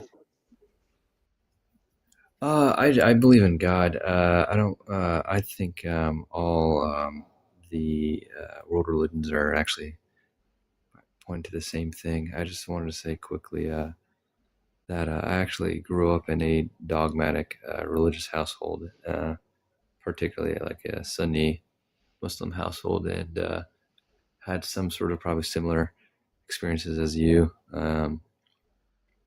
Growing up in a like strict tradition and kind of blindly following stuff without any mind. And yeah, I kind of had some questions, and I became an atheist after a while. And I had a lot of like thoughts like you, like how a lot of the atrocities and a lot of like just a lot of trouble that just stems from religious dogma and fervent religiosity. And I became kind of like, I still had that religiosity, but it was kind of uh, fueled in like atheism, or rather anti-theism, just because I kind of had like, what do I say? How do I say? I'm with you so Like a far. What religious, changed? So you went yeah, back I to just kind of had like a theism. religious trauma. I got you. So what Yeah, but happened? from a different, yeah. I just wanted to share my experience. Yeah, and from a completely different perspective, I viewed religion how most people, from an exoteric perspective, and kind of saw it as a very kind of naive explanation of reality. And from the exoteric perspective, it does come across that way. But I came to come back around from the esoteric perspective, and seeing that the text, a lot of the trouble comes from people interpreting the text as literal, and there's actually deeper underlying meaning behind religious scripture, that share a underlying truth between all the scriptures.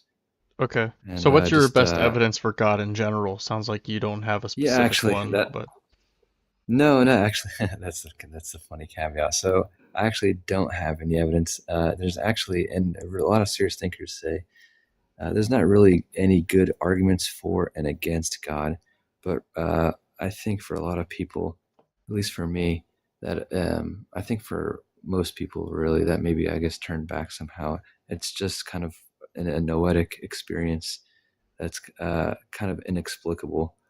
It's not some sort of, it doesn't, it's not something that you espouse through some sort of literary mechanism, or any sort of logic per se. Or then not what's that I it mean, then is what even impossible, changed your but mind? Well, you had a personal experience that, like, or do you have anything that you could yeah, share I think too? it's just, yeah, it's just personal experience. I think Right. ultimately that's how it usually Mubarak, you're really how nice, people. but I want to bring up another guest who might actually have something for the prompt. Okay, But sure, sure, thank sure. you, Yeah, thank you for sharing, I saw it. It's cool stuff. Sure, yeah. Last thing, sir. If I'm sorry, I just wanted to say, if someone's interested, maybe you or someone else, they could really read someone like Saint excuse Augustine. me, Saint Augustine's Augustine. Confessions, and I think that would maybe touch someone's heart. All right, you heard Not it that I'm here even first, folks. You want your heart touched? Augustine's your guy. So I'm gonna bring up oh man, I wanted to say iCarly for a second there. Cyric, how is that? Did I pronounce that right? Mm-hmm. Okay, are you at least 18? Yep, I'm 19. Okay, and what religion? Christianity. Okay, well, what's your best evidence for God? I can answer that in a second, but I got a question. Do you know what microbes are? Let me Google it so I know specifically. I can tell you. I can tell you.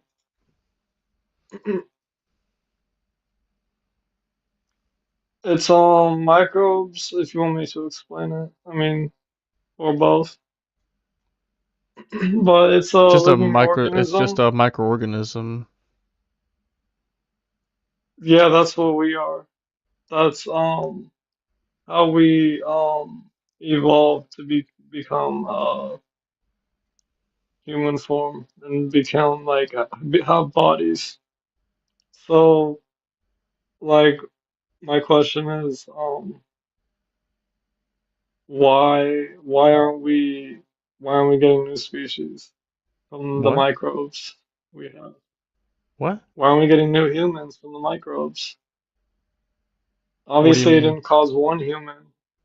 The microbes had to have at least caused two humans minimum, a boy and a girl, We didn't start so with they just could two cause humans. more We humans. started from a population of a prior ancestor. Okay, that's my point.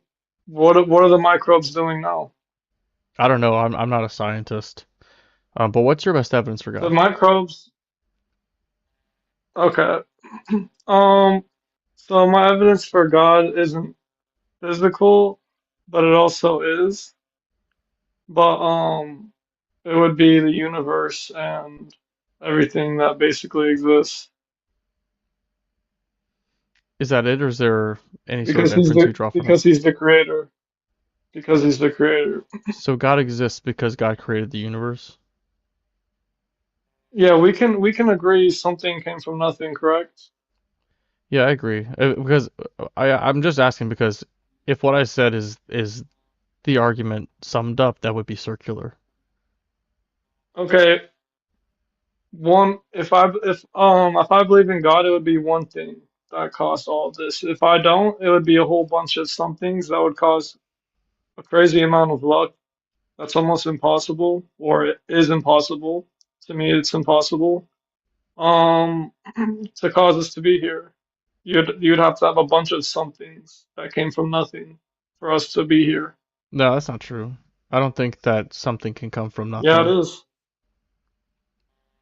You don't W- believe something came from nothing? Of course not. I don't know anybody who does, Then atheist or what otherwise. caused Well, us? actually, What caused it? I know a lot of theists who believe that something can come from nothing, but they say they don't. Okay, then my question to you is what caused us to get here? What's the first thing that caused the Big Bang Theory? Okay, you believe in the Big Bang Theory, right? Oh, yeah, of course. What's the first step? The first step in what? The Big Bang Theory? Yeah. It just says that there's a hot dense state that the universe was in a hot dense state and expanded. So where did the heat come from? It would have I imagine I'm not a scientist, but I imagine it would have been from all of existence being at a really close point. They are really close together. What do you And what do you having mean by that? all these quantum interactions, I imagine it would generate a lot of heat. What's wait, if there's nothing there, then There what do wasn't you mean if nothing there's there. It nothing was a there hot then dense state. It wasn't nothing. It was a hot dense state of everything that so that's exists the in our first observable universe. It would have been in that hot dense state. It so wouldn't have been you're saying nothing. heat wasn't the first thing? You're saying heat wasn't the first step? No, I'm saying that the hot dense state was hot. And I think, and I'm not a cosmologist or anything, but I think it's because we have all of existence as we know it compressed into one place where they're having quantum interactions. All existence as we know it? What do you mean by that? The universe itself would have been in this hot dense state. Yeah, but the universe, okay, you say the universe, but what is in the universe at that time? Everything else. I don't really understand the question or what you're trying to get at here. What is in the universe at that time though that's creating the heat? It would have been quantum fluctuations. And again, I'm the wrong Quantum person. I'm the fluctuation. wrong person to give you a specific answer on this because I'm not a cosmologist. All right, well that's I can Google it if you yeah, want. There's probably the that's why I consensus believe will probably in. pop up.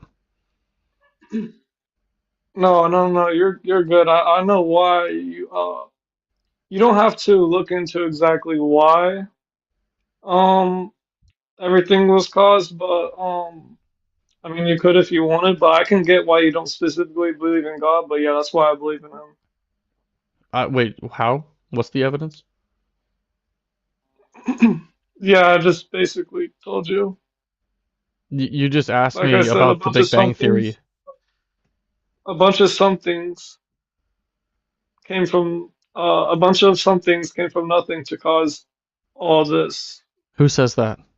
Or or what do you mean who says that? Like, I don't know. I don't That's know any literally atheist who reality. believes that. Okay, if something didn't come from nothing, then everything existed. You realize Yeah. that, right? Yeah. It seems like So everything. everything, It seems like the universe has always existed. That's how it at least seems. yeah, so where did the heat come from? It would.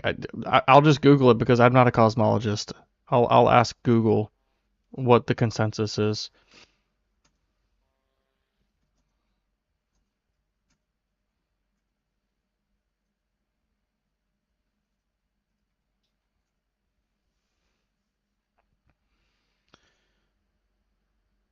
Because it was a state of extreme compression and energy concentration where all the matter and energy were packed into a tiny volume and moving at near light speeds.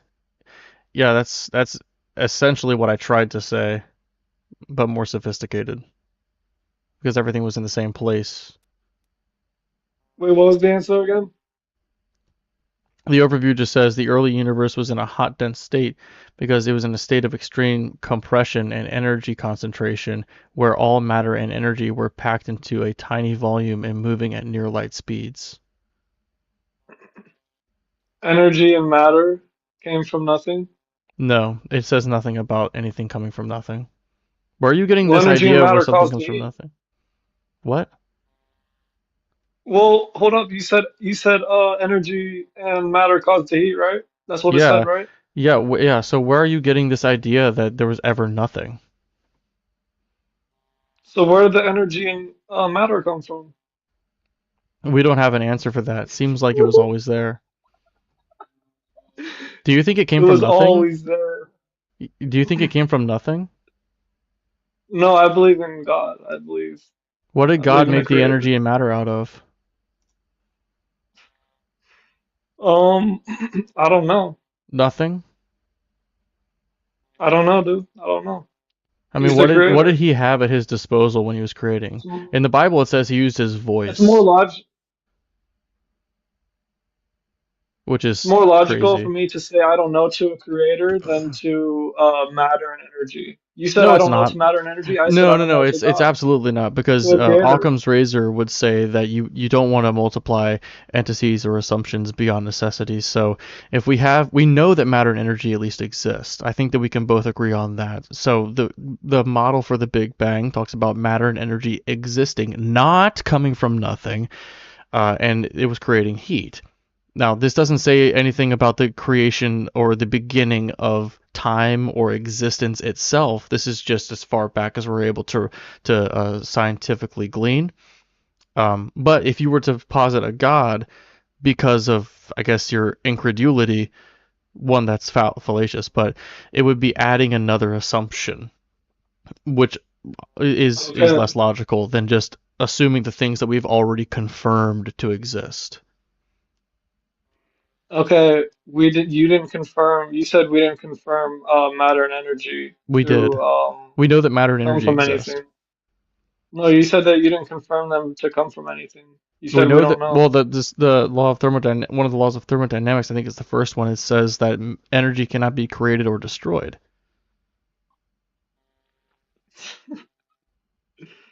Have you heard that before? No, I haven't heard that. I think it's the first law. The chat can like let me know, but yeah, I believe it's the first law of thermodynamics that says Can that energy cannot be created or destroyed. If that's the case, and we have energy, then it's just always existed.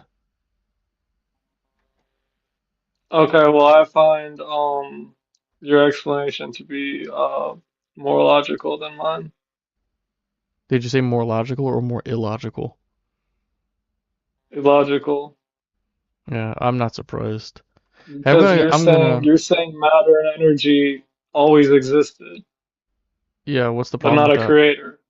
Well, yeah, But not a why? creator. Because energy exists. We've confirmed that energy exists. We have not confirmed that a Energy and creator exists. matter always existed. It created a hot, dense state through an infinite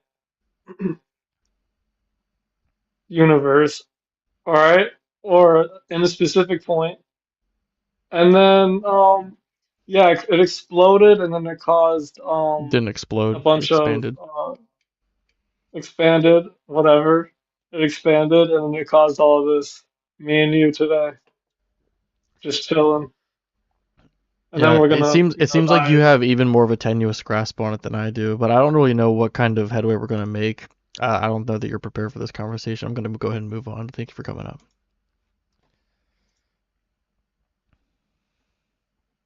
I'm gonna bring up Dot. I wonder if this is the same Dot. I feel like this might be a username that is like just people do sometimes. Hey, Hello? have I talked to you before?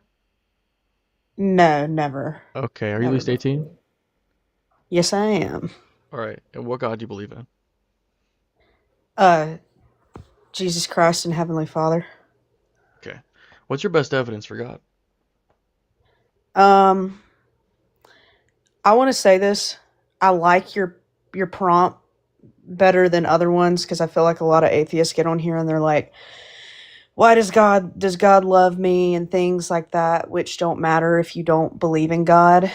But I just wanted to ask you about your question. What's your best evidence for God? Were you formerly Christian? Mm-hmm. So you were aware that that it is taught, at least I think I was raised Protestant, but now I'm LDS, that, you know, faith is things that are kind of hoped for and that are not seen. And also you you receive no witness until the trial of your faith. Nobody is going to have an answer to your question. So it is just kind of interesting to me, like the whole idea of your prompt, because nobody's going to have an answer to your question because there truly is no hard proof evidence for God. And half the people you get on here aren't going to they're going to make themselves look like an idiot. But are you willing to have like deeper conversation, or are you just flat It out just looking for depends. someone that's Like I don't. So for the record, I think you're right. I don't think there is any kind of empirical evidence, and if God is transcendental to the universe, we obviously wouldn't have access to whatever evidence there would be unless he intentionally gave us something. Like if he were to give us some kind of clear message from a higher plane of existence or whatever. But I think that you could make headway with some kind of logical or otherwise philosophical argument, some kind of like propositional evidence. I think that could work. But if you're going to talk about an anecdote, yeah, like that's also not going to work. Like the empirical evidence, um, anecdotal evidence is just going to be something that can't possibly move the needle towards like rational truth or rational justification. And if you're off the app, I can't hear you when you speak, by the way. If you didn't know that. sorry, I was looking at something on the internet. So pretty much I get what you're saying. While we would make no headway, we'd be wasting time. But so I'm LDS, or what people know or refer to as like Mormon. So we're kind of, some people consider us Christian, some people don't, is what it is. So the idea of scripture, I'm just going to keep it to the Bible because, like, first Genesis, okay? I don't think that, like, as it said, like, God created the heavens and the earth. I don't think that that was intended to be understood by, I don't think that it was intended to be, like, factual or, I don't know. I'm not wording it right. I'm Do kind you of think, choking up well, right do you now. think that like maybe it was like a metaphor or something or like some kind of allegory? Do you think that God deliberately gave us the Bible, or do you think that people like put together their best ideas and that's what the Bible is? So I do think, well, that's interesting because there's many different versions of the Bible, and it's definitely been altered by man and been manipulated by man, which is one thing, is because I feel like scripture is meant to endure. It's meant to endure. And when it comes to science and the things that men discover apart from religion or faith, that changes over time, and that there's always a new discovery, but scripture was meant to endure. And But I wait, do you think, mean that God meant for it to endure?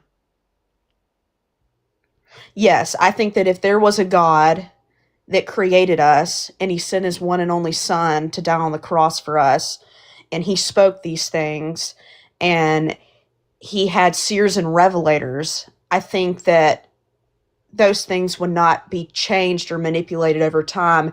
Therefore, the Bible, as of now, is not, cannot be used as like proof at all. So it is very, that's what's interesting about it, is it's pretty much all up to our interpretation. And that's why you see so many different, like me, like I'm LDS, we're a total break off from Christianity, Mm-hmm. Catholics, Orthodox, Protestants. You see all of these different people picking up at the pieces, and our doctrine believes that that's because there is an apostasy. But if you look at it another way, it could just not be the truth, and we're all just pulling at pieces. So Seems like it's probably that I one. guess maybe we, I was just asking because like if God did deliberately give us scripture from his own mouth and he meant for it to endure and it didn't, then God failed in like making it like stand the test well, of time. He would, if God is all knowing, I don't know what your position is on that, but if God knows the future, then he would know before he gave us the word that it was going to be corrupted and twisted. And if God's all powerful, he could have made a fail safe for that so that it could not have been tampered with. It could have been like a tone that he gave us that's indestructible. Everybody gets it at the age of accountability or whatever. An angel comes down and just hands it to you, and you don't have to read it. But if you decide to read it, even if you can't read, you can read it, and everybody understands what it means. It's worded differently for each individual, but everybody agrees on everything that it's said in there. And you can throw it away if you want. You could throw it in the ocean. You cannot destroy it. But the next time you look for it, it's just there. The first place you look for it, it's going to be there because he would want for it to endure. I think that's well within the scope of God's ability.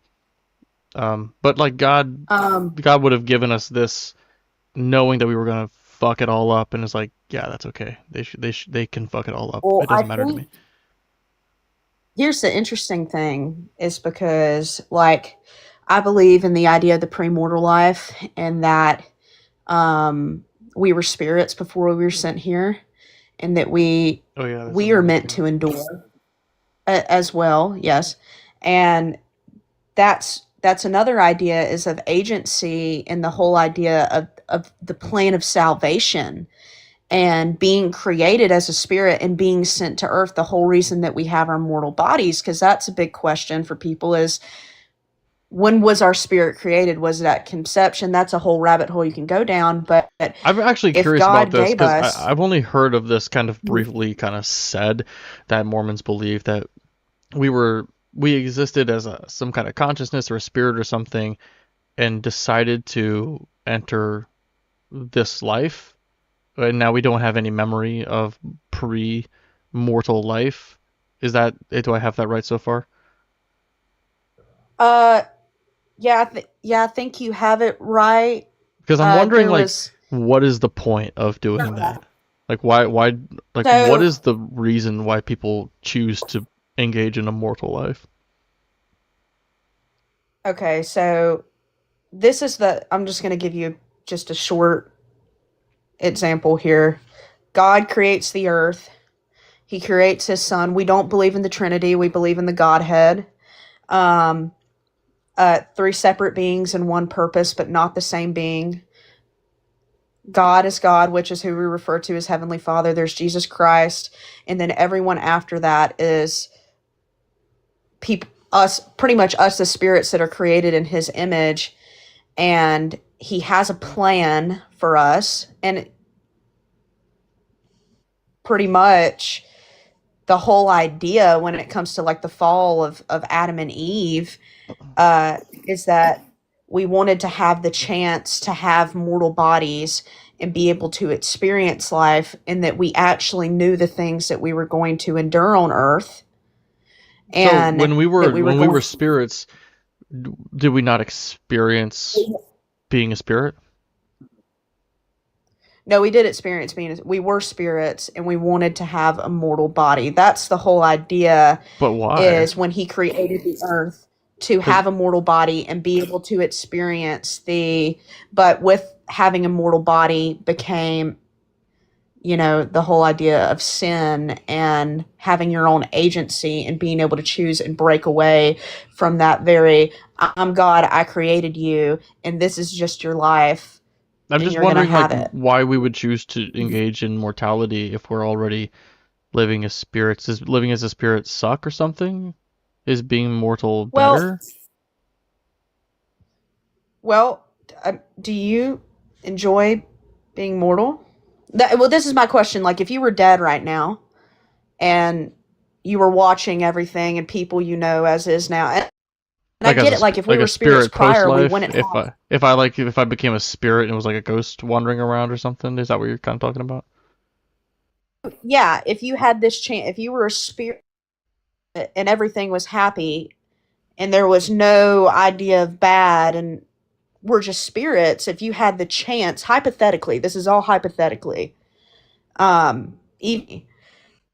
is if you were a spirit and you're created by God and you were given the chance to have a mortal body and have flesh and be able to indulge in things that can make you happy and fulfill you beyond your spirit, would you not? Is that kind of ridiculous? I mean, Well, I guess, yeah, if I was floating you around said in if some, everything's happy, like is a spirit's existence just blissful or what? I'm not sure. Because I'm I not sure. mean, That's kind of I how don't know I've what the tried to necessity would be. Like imagine it. it seems like there's a lot of gratuitous suffering in the world, and if everything's happy from my perspective as a spirit, then I wouldn't necessarily want to change from that. But also, if I don't have a concept of suffering in the same way that somebody who's Well, living does as a mortal, then I wouldn't really know better, right? I might be like, oh, that sounds fun, I'll try that, but not knowing what I'm getting into. I could see maybe doing that where I've almost been like bamboozled by the proposition because I didn't understand the stakes. But if you understand the stakes, I don't know why you would ever choose to be mortal because you've got this potential for well, a gratuitous suffering and like the idea of existential dread. You could live a life where you don't know about God, or maybe you do know about God. Either way, you don't know if you're going to experience that or not. And you almost certainly will have an existential crisis at some point in your life, wondering what's beyond and feeling angst. I have I mean, I personally have this paradoxical envy of the dead. I envy the dead because they have what I don't want. Like they don't have, like they're dead, and I don't want to be dead, but I would love to be dead if I don't have to anticipate death. It's maddening. Hey, Reckless Religion, thank you for the snail. I appreciate you. You're the best. This is the first snail of the night, by the way. What's up with that, guys? So, yeah, I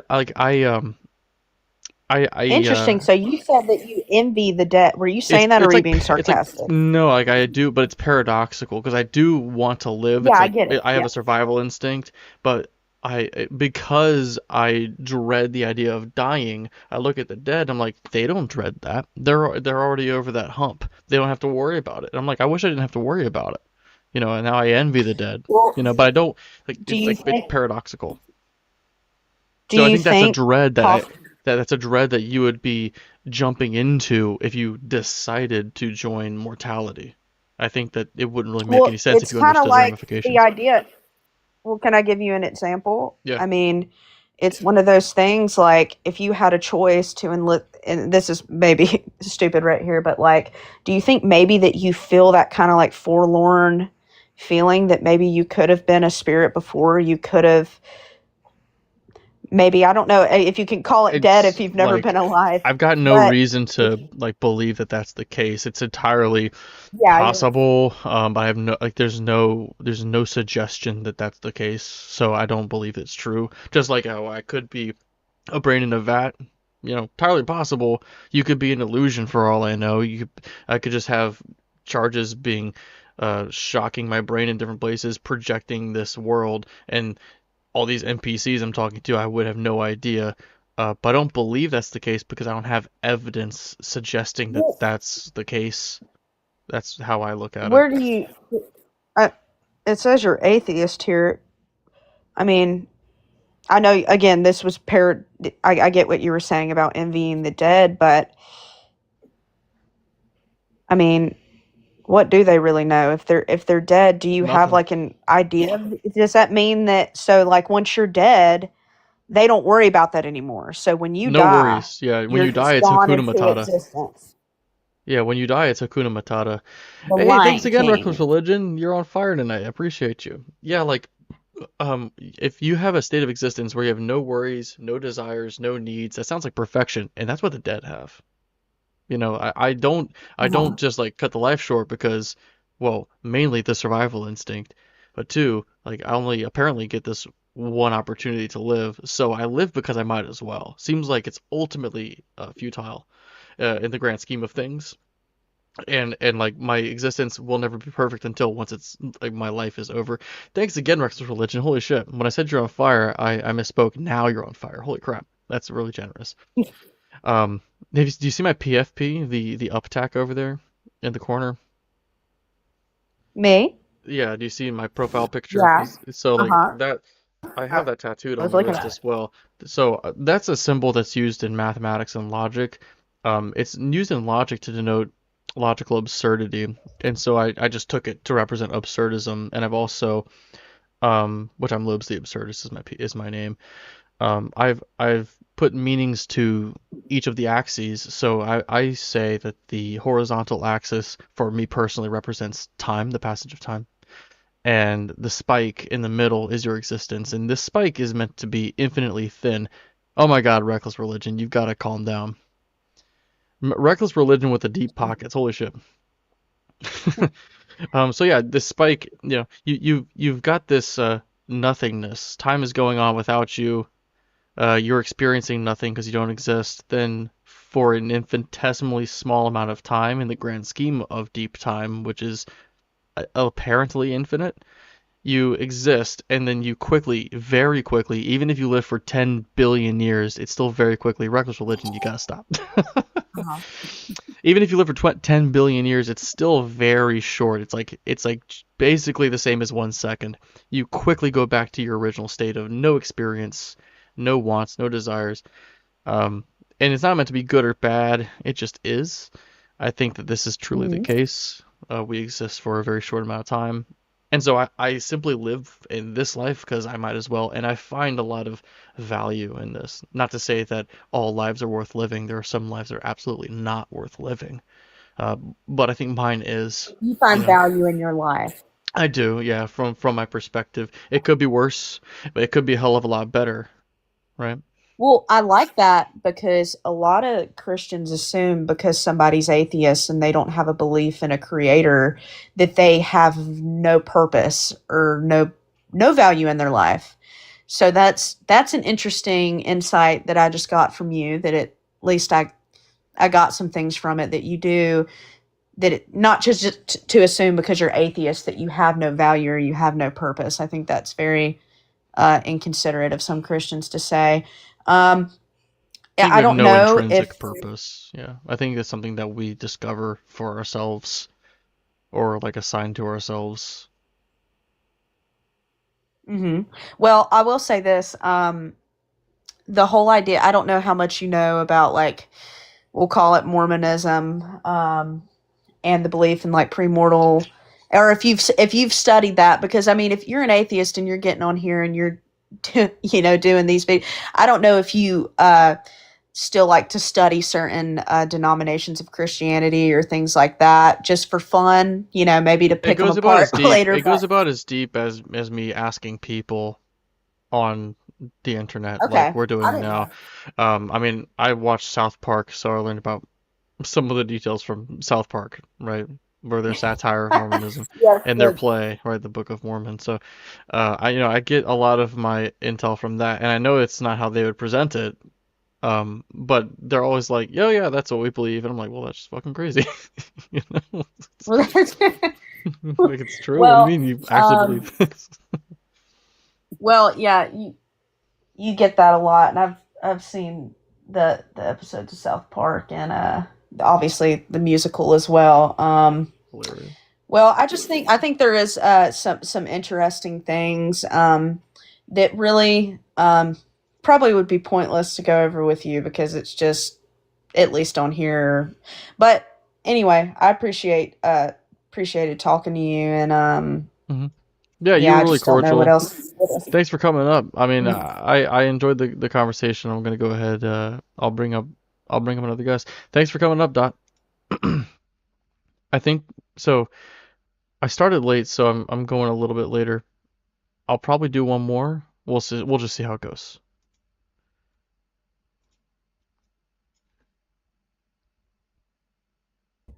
Hey, Ruth says, are you at least 18?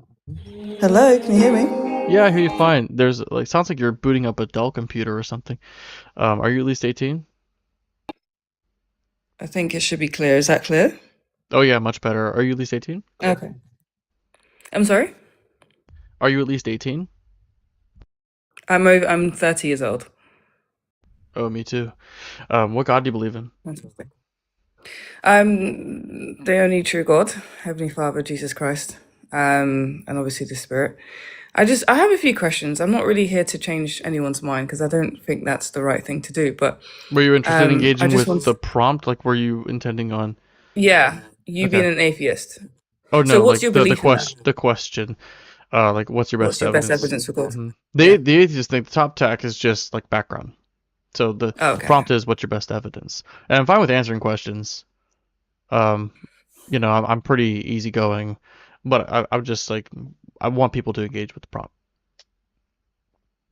Engage with what? Sorry, I didn't hear the last with the part. question, with just like trying to present me Oh, evidence okay. or an argument or something. No problem. Okay, so what I'll do, I'll talk about why I believe in God, and then maybe that might spark some curiosity as to why. So I think that there's too much of in this world and let me state that again. In the universe and in the world, there's too much unusual things that we don't know about that causes more than just humans. I think there's a little bit more than just what we can see.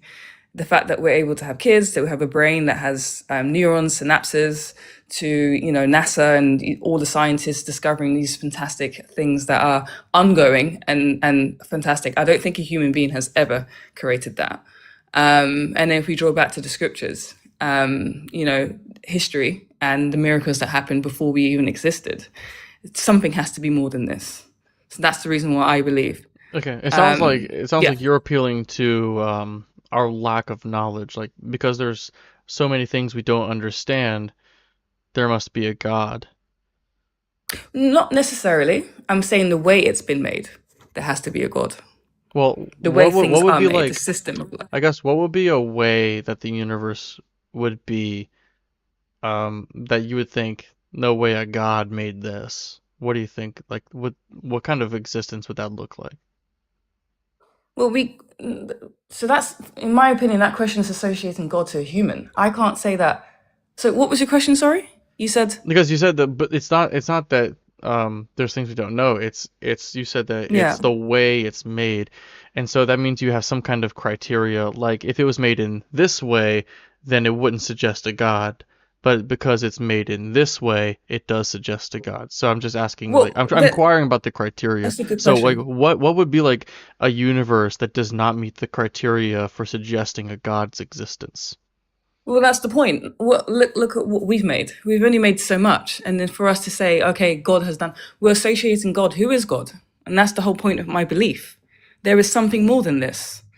That's what. So I can't turn around and say, yeah, God has done this. I don't know, because God is not me. I'm not God. God is a higher being, a different type of specimen, a greater. According to the Mm. scriptures, the Almighty, the Sovereign, all of that. So that's why I'm saying there's something more than this. Why, if we made this, humans, why are we discovering it? Why is it taking us so long to discover something? Once a scientist discovers something, he has to go back into the lab and then continue doing his thesis, his research, because it's ongoing. Yeah, There's because we more. find When we because die, what we happens? find ourselves right. We find ourselves in the universe, and we start Mhm. off without knowing anything about it. So obviously we would have to, Okay. based on our observations, formulate hypotheses about the existence around us, test them, and if it holds up, then it works. Until it doesn't, then we go back to the drawing board. If it doesn't hold up, then Mhm. obviously we're immediately back to the drawing board. We're just trying to explore the universe and test it and try to gain knowledge about our environment. But I don't think Mhm. that that necessarily means that it was created by something that like a superior intelligence or anything like that. It could be the case that the universe is entirely natural and we just find ourselves in it. Right. I think that what you're doing is appealing to it. You're appealing to your own incredulity because we don't understand things.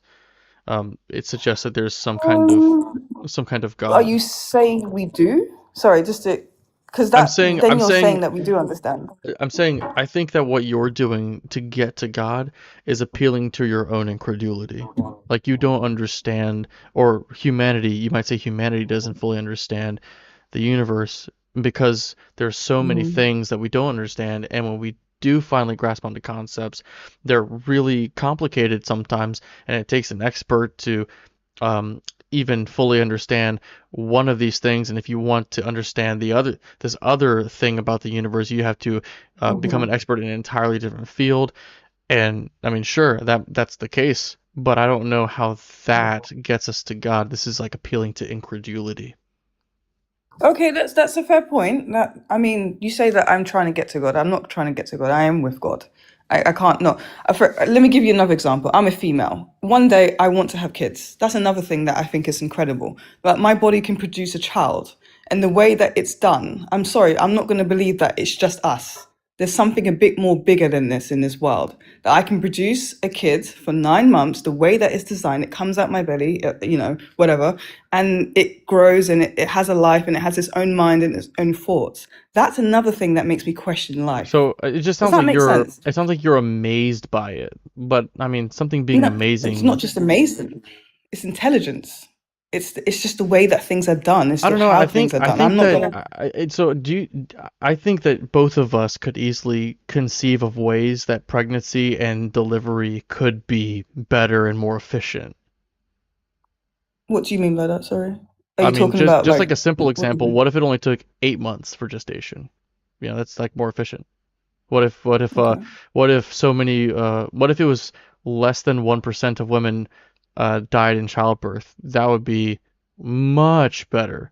But it seems like it's a high likelihood, especially pre-modern medicine, that you could just die because you got knocked up. Like, and that seems like a very unintelligent way to design the human body. Interesting. I didn't get your name. What's your name? Sorry. Lobes. Loops. Okay, my name is Ruth. Nice to meet you. Nice to So meet you. I think that's the interesting point. I mean, I can see I can see what you mean, but again, okay. So you mentioned death. That's another thing as well. So I have a half sister that died. I have one parent that's gone. That's another thing that the biggest thing of all, that everything in this life has to die. It's inevitable. Okay. What's your reasoning behind death, and why do you still not believe that there's something more after life as an atheist? Yeah, so things like they die because we weren't evolved to be indefinitely living. things evolve Okay. based on how likely they are to reproduce. So we have to be really efficient, really strong, really good organisms to Okay. reproduce as soon as possible and as efficiently as possible. Then once we're past that threshold of having offspring, the demand for us to live longer is not as strong because our genes have already been passed down. So natural selection wouldn't necessarily make us live for like an infinitely long amount of time. And even if we Okay. were immortal, some species are effectively immortal. I think lobsters are immortal, but like, and they never stop growing. So like, if you had a, I don't know if you might have to fact check this. I just heard this one time from a buddy of mine. But like, if this if this is the Okay. case, you would see eventually like a Titan-sized lobster or something until like the square cube law broke it down to where it couldn't like Mm. move anymore. But we catch them before. Oh, 3-Pip says one species of jellyfish is immortal. So some things have Oh evolved to yeah, be immortal. We haven't. It's just kind of absolutely. how it unfolded for us. Yeah, I don't see really any intelligence behind us being mortal or immortal. Although I think that if you could save somebody's life, you would just naturally say Hmm. that it's a good thing. So if somebody's on the verge of death and everybody's like, "Man, I wish they didn't have to die," um, Hmm. uh, you could save them, and it would just always be a good thing. So the fact that Okay. we're mortal almost seems like it's a bad thing, and I don't know why God would make us in like a bad way where we Well, do expire. that's the point. I don't think God made us a bad way. We've done it to ourselves because this has happened from the creation of time. Ever since, the planet was made and the universe was made and humans stepped foot on this planet, we are the ones that cause destruction ourselves. God didn't give us cancer. We gave ourselves cancer, which is why I guess How the did we ability give for ourselves scientists cancer? My not give ourselves cancer, genetics and nature of life causes these things to happen to our but we bodies. didn't I'm not choose sorry, our that genetics. Like we sounded have bad. nothing to do with But our that's the point. genetics. We're not if automatically if an organism goes against itself, it's not good. It's a bad thing, right? So Right. anything, if a human turns against a human, or if I wake up one day and say, okay, like I just want to end this all. That's not a way of living. That's not a way Right. of But life. that Does that doesn't make cause sense? We're not cancer. living. Like cancer specifically, you Sorry, said that we cause it. it's the So I'm just wording. like My wording wondering came up bad. how cancer's our fault. I don't think it's a natural thing of life, cancer. I think it's an alien.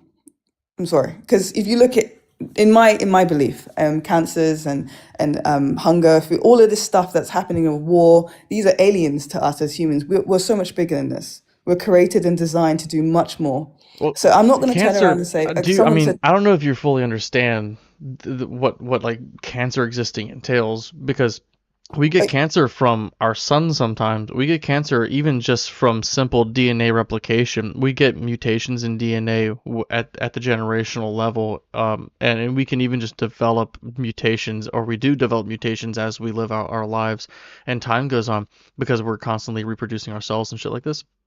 And okay, sometimes uh, one mutation will just cause us to have cancer. It's as simple as that. For nothing else other than like a coding error, for lack of a better word.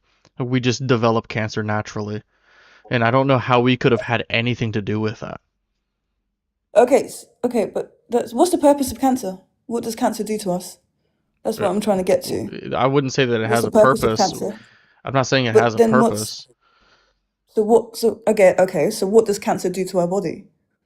It has our cells replicate way too much before they can like die out. So it causes like this Or thing. kill you Yeah, it inevitably? kills us. Yeah, Yeah, it exactly. kills So us. that's the point. This is against our nature. We're not supposed to be on this earth to be killed or to suffer and to die. This is my Then point. then why What's the then point why in are all we this on then? then why are we on this earth and experience those things? Because there's a purpose. That's the What's point. You what's are a conscious being. I'm a conscious what's being. I have a. what wait, Go what's the ahead. purpose Sorry. of Go ahead. what's the purpose of cancer? You said it was to kill us? No, I never said that. Oh, But so what's the purpose your of reasoning, cancer? what you just said, I asked you. You just said, yeah, because What the genetics, shit? the coding of our body. God is good. Thank you so much for that swan. Oh my God, that's very generous. And the rose on top, just a Can I cherry on talk top. or? Yeah, I was just thanking God is good for the No, you're fine.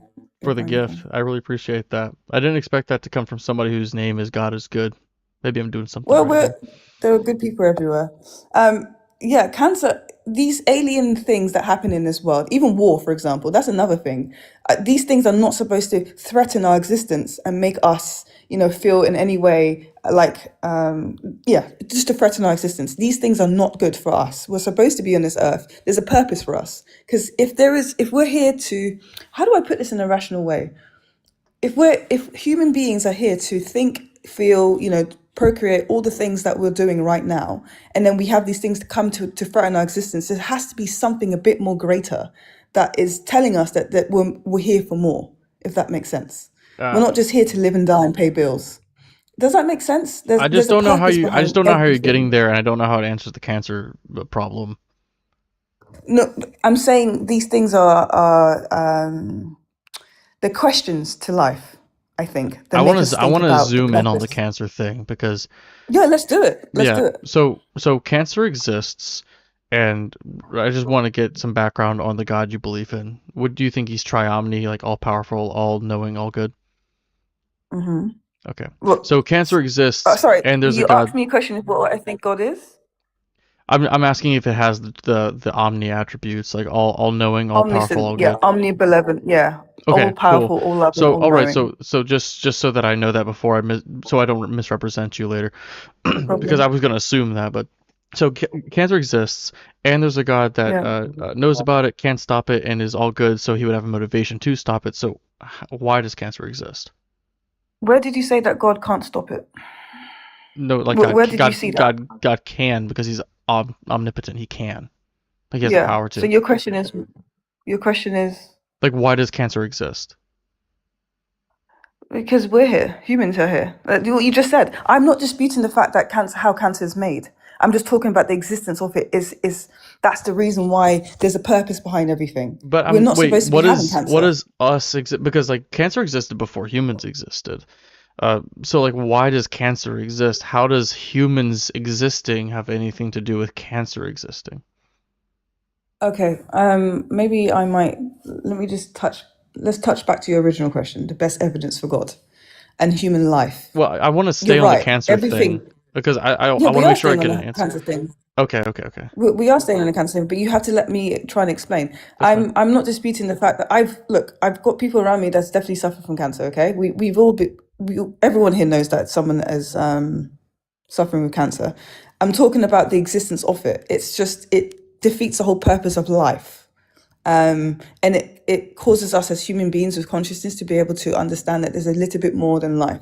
We have an alien in us, technically, that is threatening our existence. That causes us to make us as conscious beings think about maybe if I can give you scripture, does that help? Are you willing to hear a scripture, or is Maybe it it just would. rational I speaking in mean, your mind? maybe it would give me some kind of insight. Like, are you of the persuasion that God deliberately created cancer for the better? Like it would be worse if there were no God did cancer. not create cancer. God created everything, and cancer came from it. Does that make sense? So God God would didn't have create did things. God know that cancer was going to come into existence based on the things that he Okay, created? it's like building a computer, right? And it suffers with a virus. The virus didn't come from the creator. It came from a hacker, Right. or it Do came you from the believe that environment. God Does do you that make believe that sense? yeah, do you believe that God created me, God created everything, including you and your including family. right. So but you said that God didn't create cancer because cancer is something that's alien or not directly Where created does by God. It would have been created by God by proxy at least. So God, if you're going to say that God created me, he definitely didn't create me directly. He would have created me by proxy through the lineage of my family. I came from my parents who came from interesting? theirs, etc. So Exactly. if you're going to say that God created me because he created something that created me, then God would have created cancer because he created something that created cancer. I think. Oh, I don't think you realize what you just. That's very interesting. So, what are you trying to say? Because I think you're touching on my point and not touching on the I'm point saying of that it God. Because I'm logically trying to follows prove that there's a God. if God created everything, then Hmm. God created cancer, because cancer is a part of everything. And if you're gonna say that he didn't I create never said it's cancer, not. if you're gonna say I never that, said it's you know, not. that, yeah, I was just making it clear. But if you're gonna Yeah. say that God didn't create cancer because he merely created things that created cancer, but then you turn around and say God created me, when in reality he would have created something that created me, it would just that would like not work logically. It would follow that if I'm created by proxy of God, like by God, then cancer is created by proxy by God in the Okay, same way. yeah, that's the point. But then you just said it yourself that it's a genetic coding. If six parents of your parents we went back up into time, six parents. Back in the days, cancer didn't really exist. It's just the environment It and the did. changes of life. Why? Well, not so. No, if we go back up, it was a different type of disease. It evolved. No, Is that, cancer, that's another it thing. might Do have you been a different believe? type of One cancer, but second. cancer existed before human beings existed. So, hold on. Do you believe in evolution? Yeah. At least you do. Okay, fantastic. So then explain that. Is this like a Can subject you? change or what? No, it's not. It's still the same thing. Evolution is still a part of God's creation, by the way. But This is what I'm trying to say. I'm I'm talking not about disputing. cancer. Yes, but cancer is a part of evolution. Okay, do you believe You that can't I call think cancer. this will cut to the core here. Do you think that God could have created a life that evolves without the possibility of cancer? So Genesis, the first few chapters, according to Genesis, it says that God created the world perfectly. And then what happened in the Garden of Eden is we made an error, and curse and sin entered into entered into the world and destroyed it. So God created this world perfectly. Technically, your body is designed to be perfect. We're going into a field right now that scientists and all the people that are intelligent and are trying to work out how to reverse the state of Hmm. diseases and And whatever else is happening because in the of this world. error, the consequence of this error was that sin and death and disease and stuff entered the world. Could God have made it so that the error did not have those ramifications? God did create it Right. like that. We Could made it. no, could God have created the world in such a way where when Adam and Eve or whoever made an error, that it did not Mm. affect the universe at large, where it didn't bring about the possibility of cancer, where it didn't give us a sinful nature, where it didn't bring death into existence for all people? Could he have made it so that we didn't have these types of ramifications for their error? He did make it like that. But no, he So sorry, didn't, hold because on. you're saying That that because of our error, these things came into existence. So I'm asking you, could he have made it where, because of this error, or even though we made this error, these things do not actually come into existence? okay. All right. Let's answer that with a question. Do you smoke? I was vaping earlier tonight. There we go. So you knowing the fact that God exists, but you're still making a choice that can cause you the probability you having Um, cancer. That's not really God's fault, is no, it? It's yours. no, No, but no, that's no, what no, this is all no. That's about. completely besides the point. It's your choices. Smoking is one out of a plethora of reasons ways how something can develop cancer. The sun itself can give us cancer just by being in the sun too long. That's the My point. wife's grandfather had cancer in the tops of his ears because he worked in the sun so long they had to chop the tips of his ears off because that's where the cancer was in his skin. It was just from sunlight. So God created the sun to give us cancer, or maybe You're our focusing on error. one aspect. No, I'm talking about Yeah. cancer's existence. God could have made it so that the sun has no possible way of giving us cancer. Sun giving you cancer? Why would I do that? I'm God. I'm all good. There's no way sun's going to give you cancer. But God said, because you ate fruit that's off limits, I don't know if this is your view or not, but because you ate fruit that's off limits, I'm going to make it so that the sun gives people who were not involved cancer. It seems asinine. Yeah. Well, we can't turn around and blame a God because of things that we are doing to ourselves that damage our own I body. That just doesn't make watched. any sense about the purpose of So life. It's we don't. So when we are living out our lives, cancer can happen spontaneously. Literally, it can happen spontaneously Yes, correct. because of DNA Correct. mutations by no fault of Yes. our own. By no fault of our own. It just happens. So I'm saying Yes. that does not need to be the case with a God that's all powerful. I was actually just I watched all 3 Tobey Maguire, Sam Raimi Spider-Man movies today, and the quote "with great power comes great responsibility" was like really ringing true to me. And then I actually started watching Spider-Noir, which is this new thing, like 1930s What's Spider-Man in that? an alternate universe.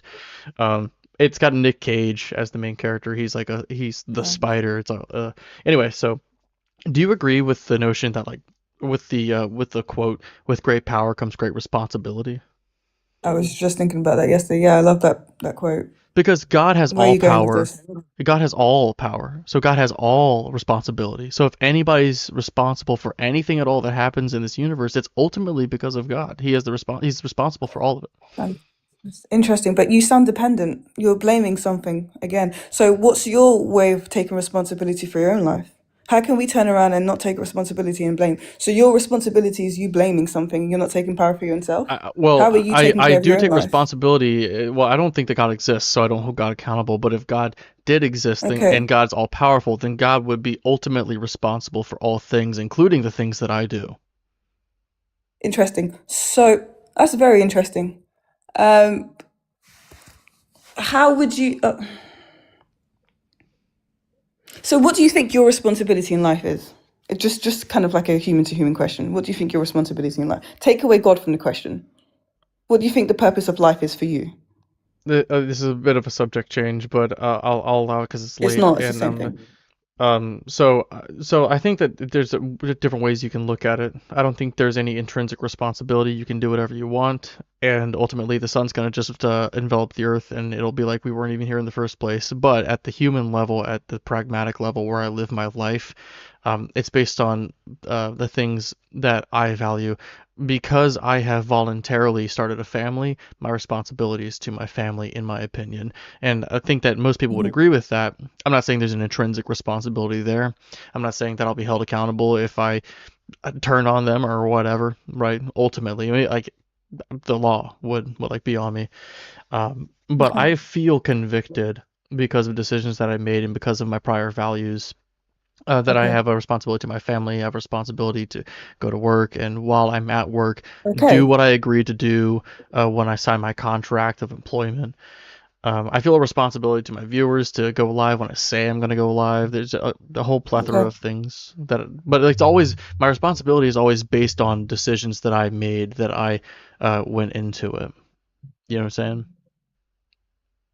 Yeah. So sorry, can I just say something? Not to you. Align and shine. You saying that God made everything, including Lucifer. Lucifer became a devil. He didn't create Lucifer as Lucifer. Just to let you know that. So this Mm. is another thing. Things can actually change nature. Mm-hmm. And you going back to your So point of I think view. if you're talking to Wait, the sorry, I'm sorry. You comments, said that people in the comments talk to the people in the comments. she's talking to me. Yeah, but people who are on You're the saying with great people who power. are on the panel talk to me, and they don't talk to the comments. You can't really tell me what to do unless you want to kick me off this. I'm just trying to answer as much as I'm I just can because telling I'm you, here to like learn and grow too. that's like part of the, I because understand how it I don't want works. I the chat understand how the it chat works. shouldn't distract from our conversation. No, But nothing's I'm happy to distracting me. The engage same way with you get but I distracted. think that the Lucifer thing does The kind of same way you get it does distracted. kind of fit into the Lucifer thing does fit into what we're talking about a little bit. Like if God created Lucifer and Lucifer changed, God would have known that Lucifer was going to change, decided it's fine that Lucifer changes, so I will make him. If it's not fine that Lucifer will change into something that's evil, then I just won't create him because I don't want that to happen. But because I'm okay with that happening, I'll create Lucifer knowing he's going to change, and I'm totally cool with that happening. Otherwise, I would not have done that. Right? I think that's kind Well, of what's your God's definition mentality. of cool? It's permissible. Okay, fantastic. So are you disputing the fact that God can't give us free will and free agency? Free will is not possible. How is that not possible? How is it possible? I mean, the more I've thought about it, the worse it is. No. You just said that free will is not possible. What do you mean that's not possible? Fine. Okay. So yeah, fair enough. I did make the claim, so I won't burden shift here. Good catch. Yeah. So I posit that in order to have free will, we have to have our will unbridled by any other factors, right, including our priors. And it's a state where we could have done differently. Well, I just lagged out for a second. What the hell? Why is this up here? Why? Hang on. Yeah, my stream just. Do you see a text on the screen that says "We'll be right back"? No, I don't see anything. Okay, because it's here. It Hang on. just Bloop bloop. Maybe that did it. My stream is having an aneurysm. Okay, it went away. All right. That was weird. So where was I? It's like we could have done otherwise. Our will is unaffected by our priors. It's unaffected by other constraints. It's free. It's free will. and he smokes. Carry on. Yeah. So anyway, I don't see that that's the case. Anytime you do something that you want to do, you can actually only do what you want to do. You can't do that which you don't want to do, because unless there is a competing want that just overrides that. Like people would say, I go to the gym, but I don't want to. I want to sit on the couch and eat potato chips and relax. But that might be the case. But they want to get in shape and be healthy and be disciplined more than they want to be lazy and eat potato chips. More than their distaste for getting up and putting in the effort. They want to be better more than that. We don't get to choose our wants, right? We can only do what we want to do, and we don't choose our wants. Our priors dictate what we do. It dictates our biology, our brain chemistry. We don't get to choose where we start in life, the people we meet, the things that move us, the things we've learned, the opinions that we have. We don't get to choose our opinions. We don't get to choose our beliefs. What? You just said you don't get to choose our opinions, our wants. You chooses it for us. You're sitting here wanting to talk and ask this question. So who's doing it for you, according to your question? Who's doing it for you? So that's begging the question. I don't think there's a who. It's just determined based on my priors. Okay, interesting. It doesn't. It's not because rational, because I had the experiences I had, it led to me being the way that I am and having the wants that I have. If I was born with different biology, then my brain would work slightly different and I would come to slightly different conclusions. If I had met different people, I would have formed different opinions because I would have heard different takes. You know what I mean? Like all of these things led up to me being the way that I am. You are the sum of your total experience. You're basing it on biological factors, not necessarily and circumstantial factors. Well, yeah, I can because I've given an argument where I don't think free will can exist. Do you have one to the contrary? Yes, I'm here talking to you. That's my choice of using free will. I can do anything I want in this world. You need to So what I asked for the argument that free will exists, you said I chose with my free will to talk to you, but that's just stating that you have free will. It's not actually demonstrating that you are doing this of your free will. I think it's true that you are wanting to do it, and we could colloquially say that you are engaging in free will, but not libertarian free will, not the free will that we're talking about. Okay. Okay, so to answer that question, I think a scripture would be nice to use, but I don't know if you want to hear that. So I use my own knowledge. Free will, in my opinion, is someone waking up one day and deciding that they have the power to press a button on a nuclear bomb and destroy the whole world. That is free will. Something that I can't stop, but someone can decide something, and it can impact someone or the whole world, for example. That's a use of free will. Right. Well, what determines whether or not they choose to press the button or not is if they want to press the button, they'll push the button. If they don't want to press the button, then they won't press the button, and they don't get to decide whether or not they want to press the button. Yeah, but this is the point of life. That's why there are laws. That's why there's traffic lights. That's why there is a government, because we are told that we're not supposed to do certain things because we're not supposed to be threatened by existence. This That is doesn't have why anything to do things with free will. it does No, actually. it It does. doesn't. So let me give you another. Let me give you another example. This one's a little bit simpler, but it's kind of like the same thing with your nuke example. But like, let's bring it down to the home. So you want to go get some ice cream, and you're trying to decide what flavor. You have two flavors in your refrigerator.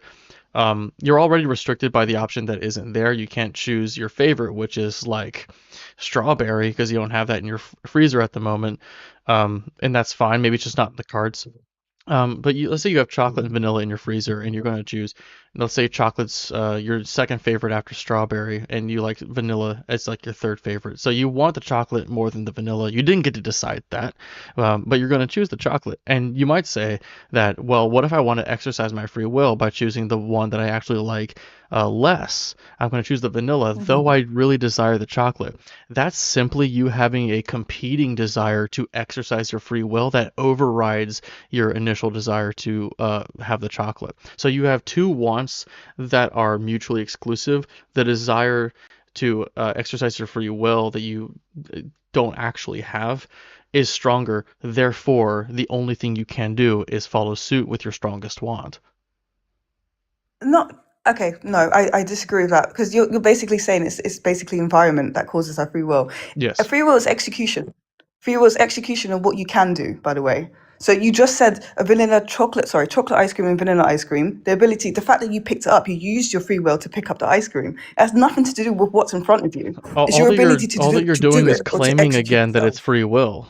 You have to demonstrate It's how execution. you'd have to demonstrate that we can do something, or you have to demonstrate either that we can decide what we want, or that we can do other than what we want, because we don't get to decide what we want, and we can only do that which what we want. Do you have any evidence of your fact? Because you say we, so it sounds like you've researched this. Can you back up your your talk? What's the theory behind your words? Well, I Because I just don't want it to be just a gave rash. two examples. I can give another one if you want. Examples is your example. I'm talking about like, do you also another thing? Do you have any sort of belief in anything where we can draw upon? Because it doesn't make sense that I'm talking about your examples because you're just going to carry on talking about from your perspective, and I will talk from my perspective. My To ask for my belief is to ask for my evidence is the scriptures perspective. and science. Well, there's I nothing in believe the in scriptures and scriptures. science. There's nothing in the scriptures that says anything about free will, except that Have you God, read? except that. Oh yeah, Have you hang read on. the scriptures? Because this will be cool. We're now entering into something very cool if we're going to use the This is scriptures. my Bible. So Okay. I have read it. There's no passage in here whatsoever about free will. There's certain things about accountability, but you can have accountability without free will. There are passages in here about predestination, which is the antithesis of free will. And by God's nature, if he's all-knowing, that means the future is set. If the future is set, then our actions are determined. So this is like a proof. If you believe in this, then you must believe in determinism. Or predestination. Free will cannot be true while this book is true. But I can pull to a verse if you'd like for an example. Can you tell me the scripture or the verse that you're Yeah, thinking? I'm going to Romans 8, starting in Nice. verse 29. Okay. For those whom he foreknew, he also predestined to be conformed to the image of his Son, in order that he might be the firstborn within a large family. And those whom he predestined, he also called, and those whom he called, he also justified, and those whom he justified, he also glorified. So God determines from the get-go, before we even exist, whether or not we'll be saved. Okay, is that your final answer of what you think that scripture is? Yep. Is that your okay? And is there another thing that you know in that? Because when you read a book, you have to listen to what the author's saying, correct? There's a way to read certain books in this world. If you pick up a fiction, you read it according to what it is. The Bible does state that we're supposed to pray and read and understand it, not according to our own knowledge, but according to what's in front of us and I'm what's just around reading us. what it So says. predestination, what is that in your terminology? What does predestination It mean? means that your destination has been determined before like the start. Okay, and where are you on this world? Where are you right now? If we tailor it to you, where are you right now? You're on Uh, Earth, right? yeah. What's around you? There's a lot going on, right? So what I'm Walls. trying to get to is that there's a purpose. God created him for a purpose. D- He's put onto this earth, predestination. He was placed onto this earth to discover so much around him. He's an intelligent being created by an intelligence, and he's supposed to do a lot of things. That, in my opinion, is him being taught that his free will is designed to be listen to God and to create. If I'm creating nonsense and this, in my understanding, I feel like I'm just going around in circles because you're not listening to what I'm What trying to is say. no? That the fact Well, that you're you talking have a about God, contention with this with the what I've read, but you haven't actually. You said like you have to understand the context or whatever, but or like you have to understand what the author meant, but you haven't given another view as to what the specific verse means. the first thing that God tells us to do, especially in Romans, is that you have to pray and understand what the scriptures mean. So I Fine. feel So like I'm what going does the around in scripture circles mean in because your if view? I was to say that, if I When it was to say says, let me that, just ask because you, I let pray me just about ask it, you very directly, when it says he predestined, what do you think that means? there's a destiny before he was created. There's a purpose, ambition, plan, goal, Right, targets for him right. to And accomplish. and it says what happens for those whom he predestined. It says he predestined. It's specifically to be predestined to be conformed to the image of his son. So like it's already your destiny that you will be conformed to be in the image of his son. And it says those whom he predestined, he also called, and those whom he called, he also justified, and those whom he justified, he also glorified. So if you are predestined, it just logically follows that you'll eventually be glorified. And this is talking about salvation. So he's deciding who's going to get saved. I mean, are you saying to me that you know who Jesus Christ is? Are Jesus you Christ saying you know is who like God the main is? character of the Gospels. I mean, Do you know him personally? of course not. Nobody does. Exactly. And that's the point of this. No, We're it's not. That's conformed. completely besides the point. What's the Okay, are you alternative married? view? Are you married? Are you Yes, married? but this Okay. has Did nothing you to know do your with it. wife before you met her? Did Yeah. you know your Wait. wife before you met her? No. Exactly. So the journey of discovering who you're supposed to fall in love with and You getting to know that person, that's no, you know where I'm going with this. you're completely We're talking about the dodging with what I'm unseen. talking about. No, we're not. I'm not. And I'm actually quite proud that you brought up that scripture because that proves the fact that you have the Bible in your hand. That is the evidence of God. I don't need to say anymore. I'm actually really happy with this conversation. The fact that you're an atheist, you're sitting there and you're thinking about all these questions and you're thinking about God, that in itself is proving that God exists. It doesn't matter if you believe or not. Wait The a minute. fact that So God wait, exists. Ruth. Because people believe God exists, so I look into it by reading the source material that they say, hey, look at this, and I look at it and I'm like, well, this is obviously not true. Because I looked into a claim that has not otherwise been substantiated, that proves the claim is true? Well, there's no other way for Are us you to. crazy? God has. Ruth, I come on. must be if I believe in God. And I think the fact that Ruth. you are sitting here with so much evidence around you and you're still limiting yourself to not know that there's more to life You still than this. haven't You're given an holding the alternate. Bible in your You hands. haven't given an alternate view to this passage yet. I'm not trying to. What was the first thing I said to you? I said I'm not here to try and change your mind. I'm here to defend what I believe and God. You're suggesting that it is not what it says, and I'm I couldn't asking care what else could it less. mean? Well, Look, if you couldn't care less, then look. I'm not surprised you believe in free will, despite the Bible being vehemently against the proposition of free will. Not to mention the philosophical arguments against free will. Your rationale behind your wording is not very clear because you did everything that explains free will. You got married, you smoke, you read the Bible, you chose to do this. No one told you to do it. So I that did is what I free wanted will. to do. Ruth, I did what I wanted to do, and I did. Exactly. Ruth, I did what I You wanted are to do. confused. Ruth, I did what I wanted to do, and I can only do what I want to do, and I do not choose what I want. Therefore, I That's don't have free free will. will. That is determinism, Ruth. That's the opposite of That's free a will. form of free will. That's a form of free will. It's a All fantastic, isn't right, it? Ruth. We are Okay. intelligent beings. I Okay, I don't don't know mind if you can how much more clear I can make it. I don't know how listen. I God could is ever good. get this through to you. And you enjoy yourself and your journey in this life because All right. things are going to get really hectic, okay? Enjoy. But You free will too. exists because God exists. Thank you All very much. right. Good luck. What else could I do, y'all? I think I made it as clear as possible. Thoughts? What do we think about that? I'm about to get out of here. Oh, whoa, fuck, I'm way over time. Way over time. I'm gonna be miserable tomorrow. I'm gonna be so miserable tomorrow. It's almost 4 a.m. I gotta get up at 8:30.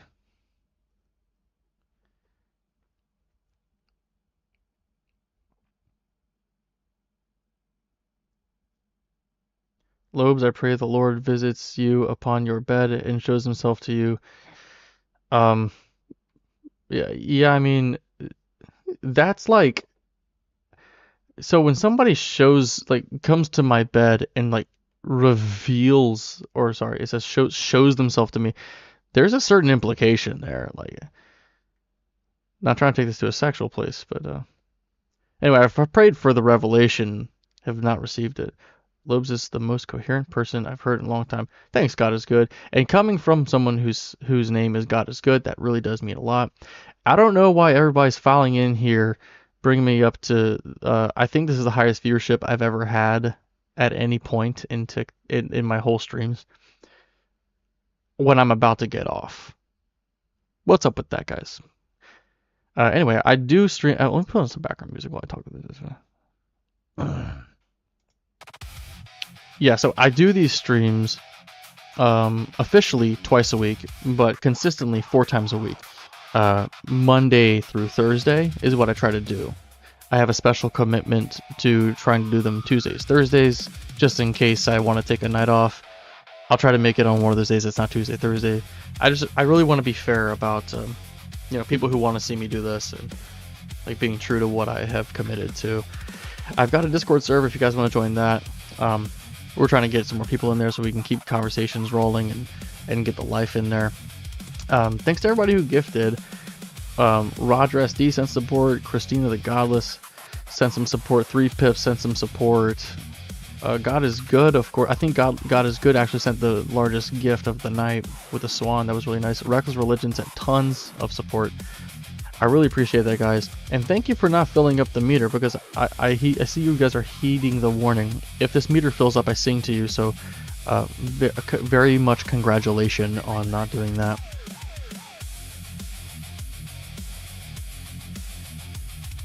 Now, I will be live again tomorrow. Hey, thanks, Sebastian. I see your snowman. Appreciate you. I will be live tomorrow. I don't know what else to say, man. I feel like I had an announcement or something. Oh, my chat is like locked. Hang on.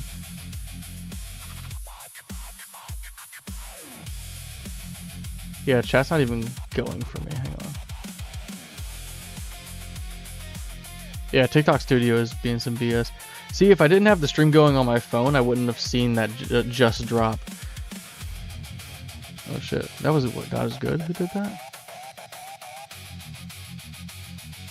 And now I have to sing, so you guys are... It's foolish. Okay. Well, I do think that it's late enough, and we're all relaxing. God is good. God is good. Why don't you just like turn to atheism with all these gifts you're sending me? I'm gonna prop this up because the chat has stopped working on TikTok Studio. Okay. Now I gotta sing. So I'm feeling a little bit somber.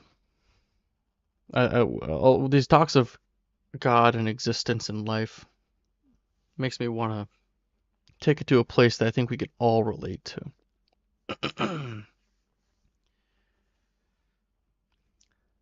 I'm 15 for a moment. I'm caught in between 10 and 20, and I'm just dreaming, counting the ways to where you are.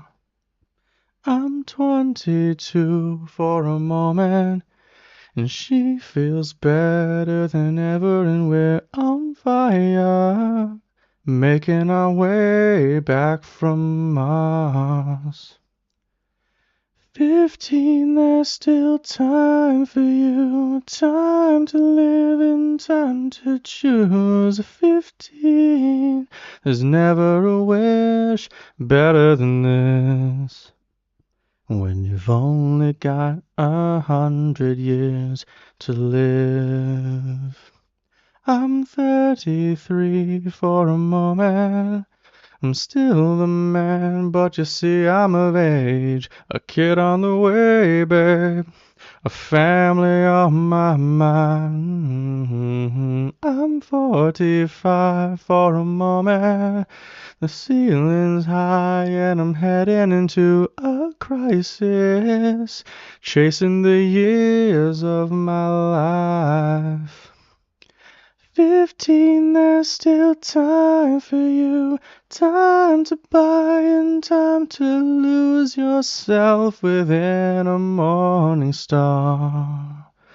15, I'm alright with you. 15, there's never a wish better than this. When you've only got 100 years to live, half a time goes by. Suddenly you're wise, another blink of an eye. 67 is gone, the sun is getting high. We're moving on.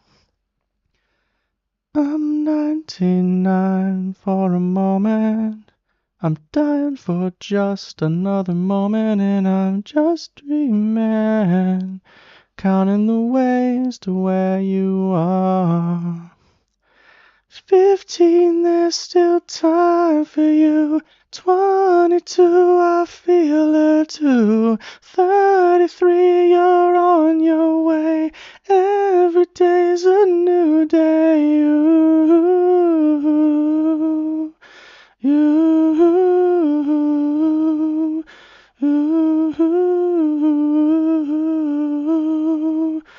Hmm.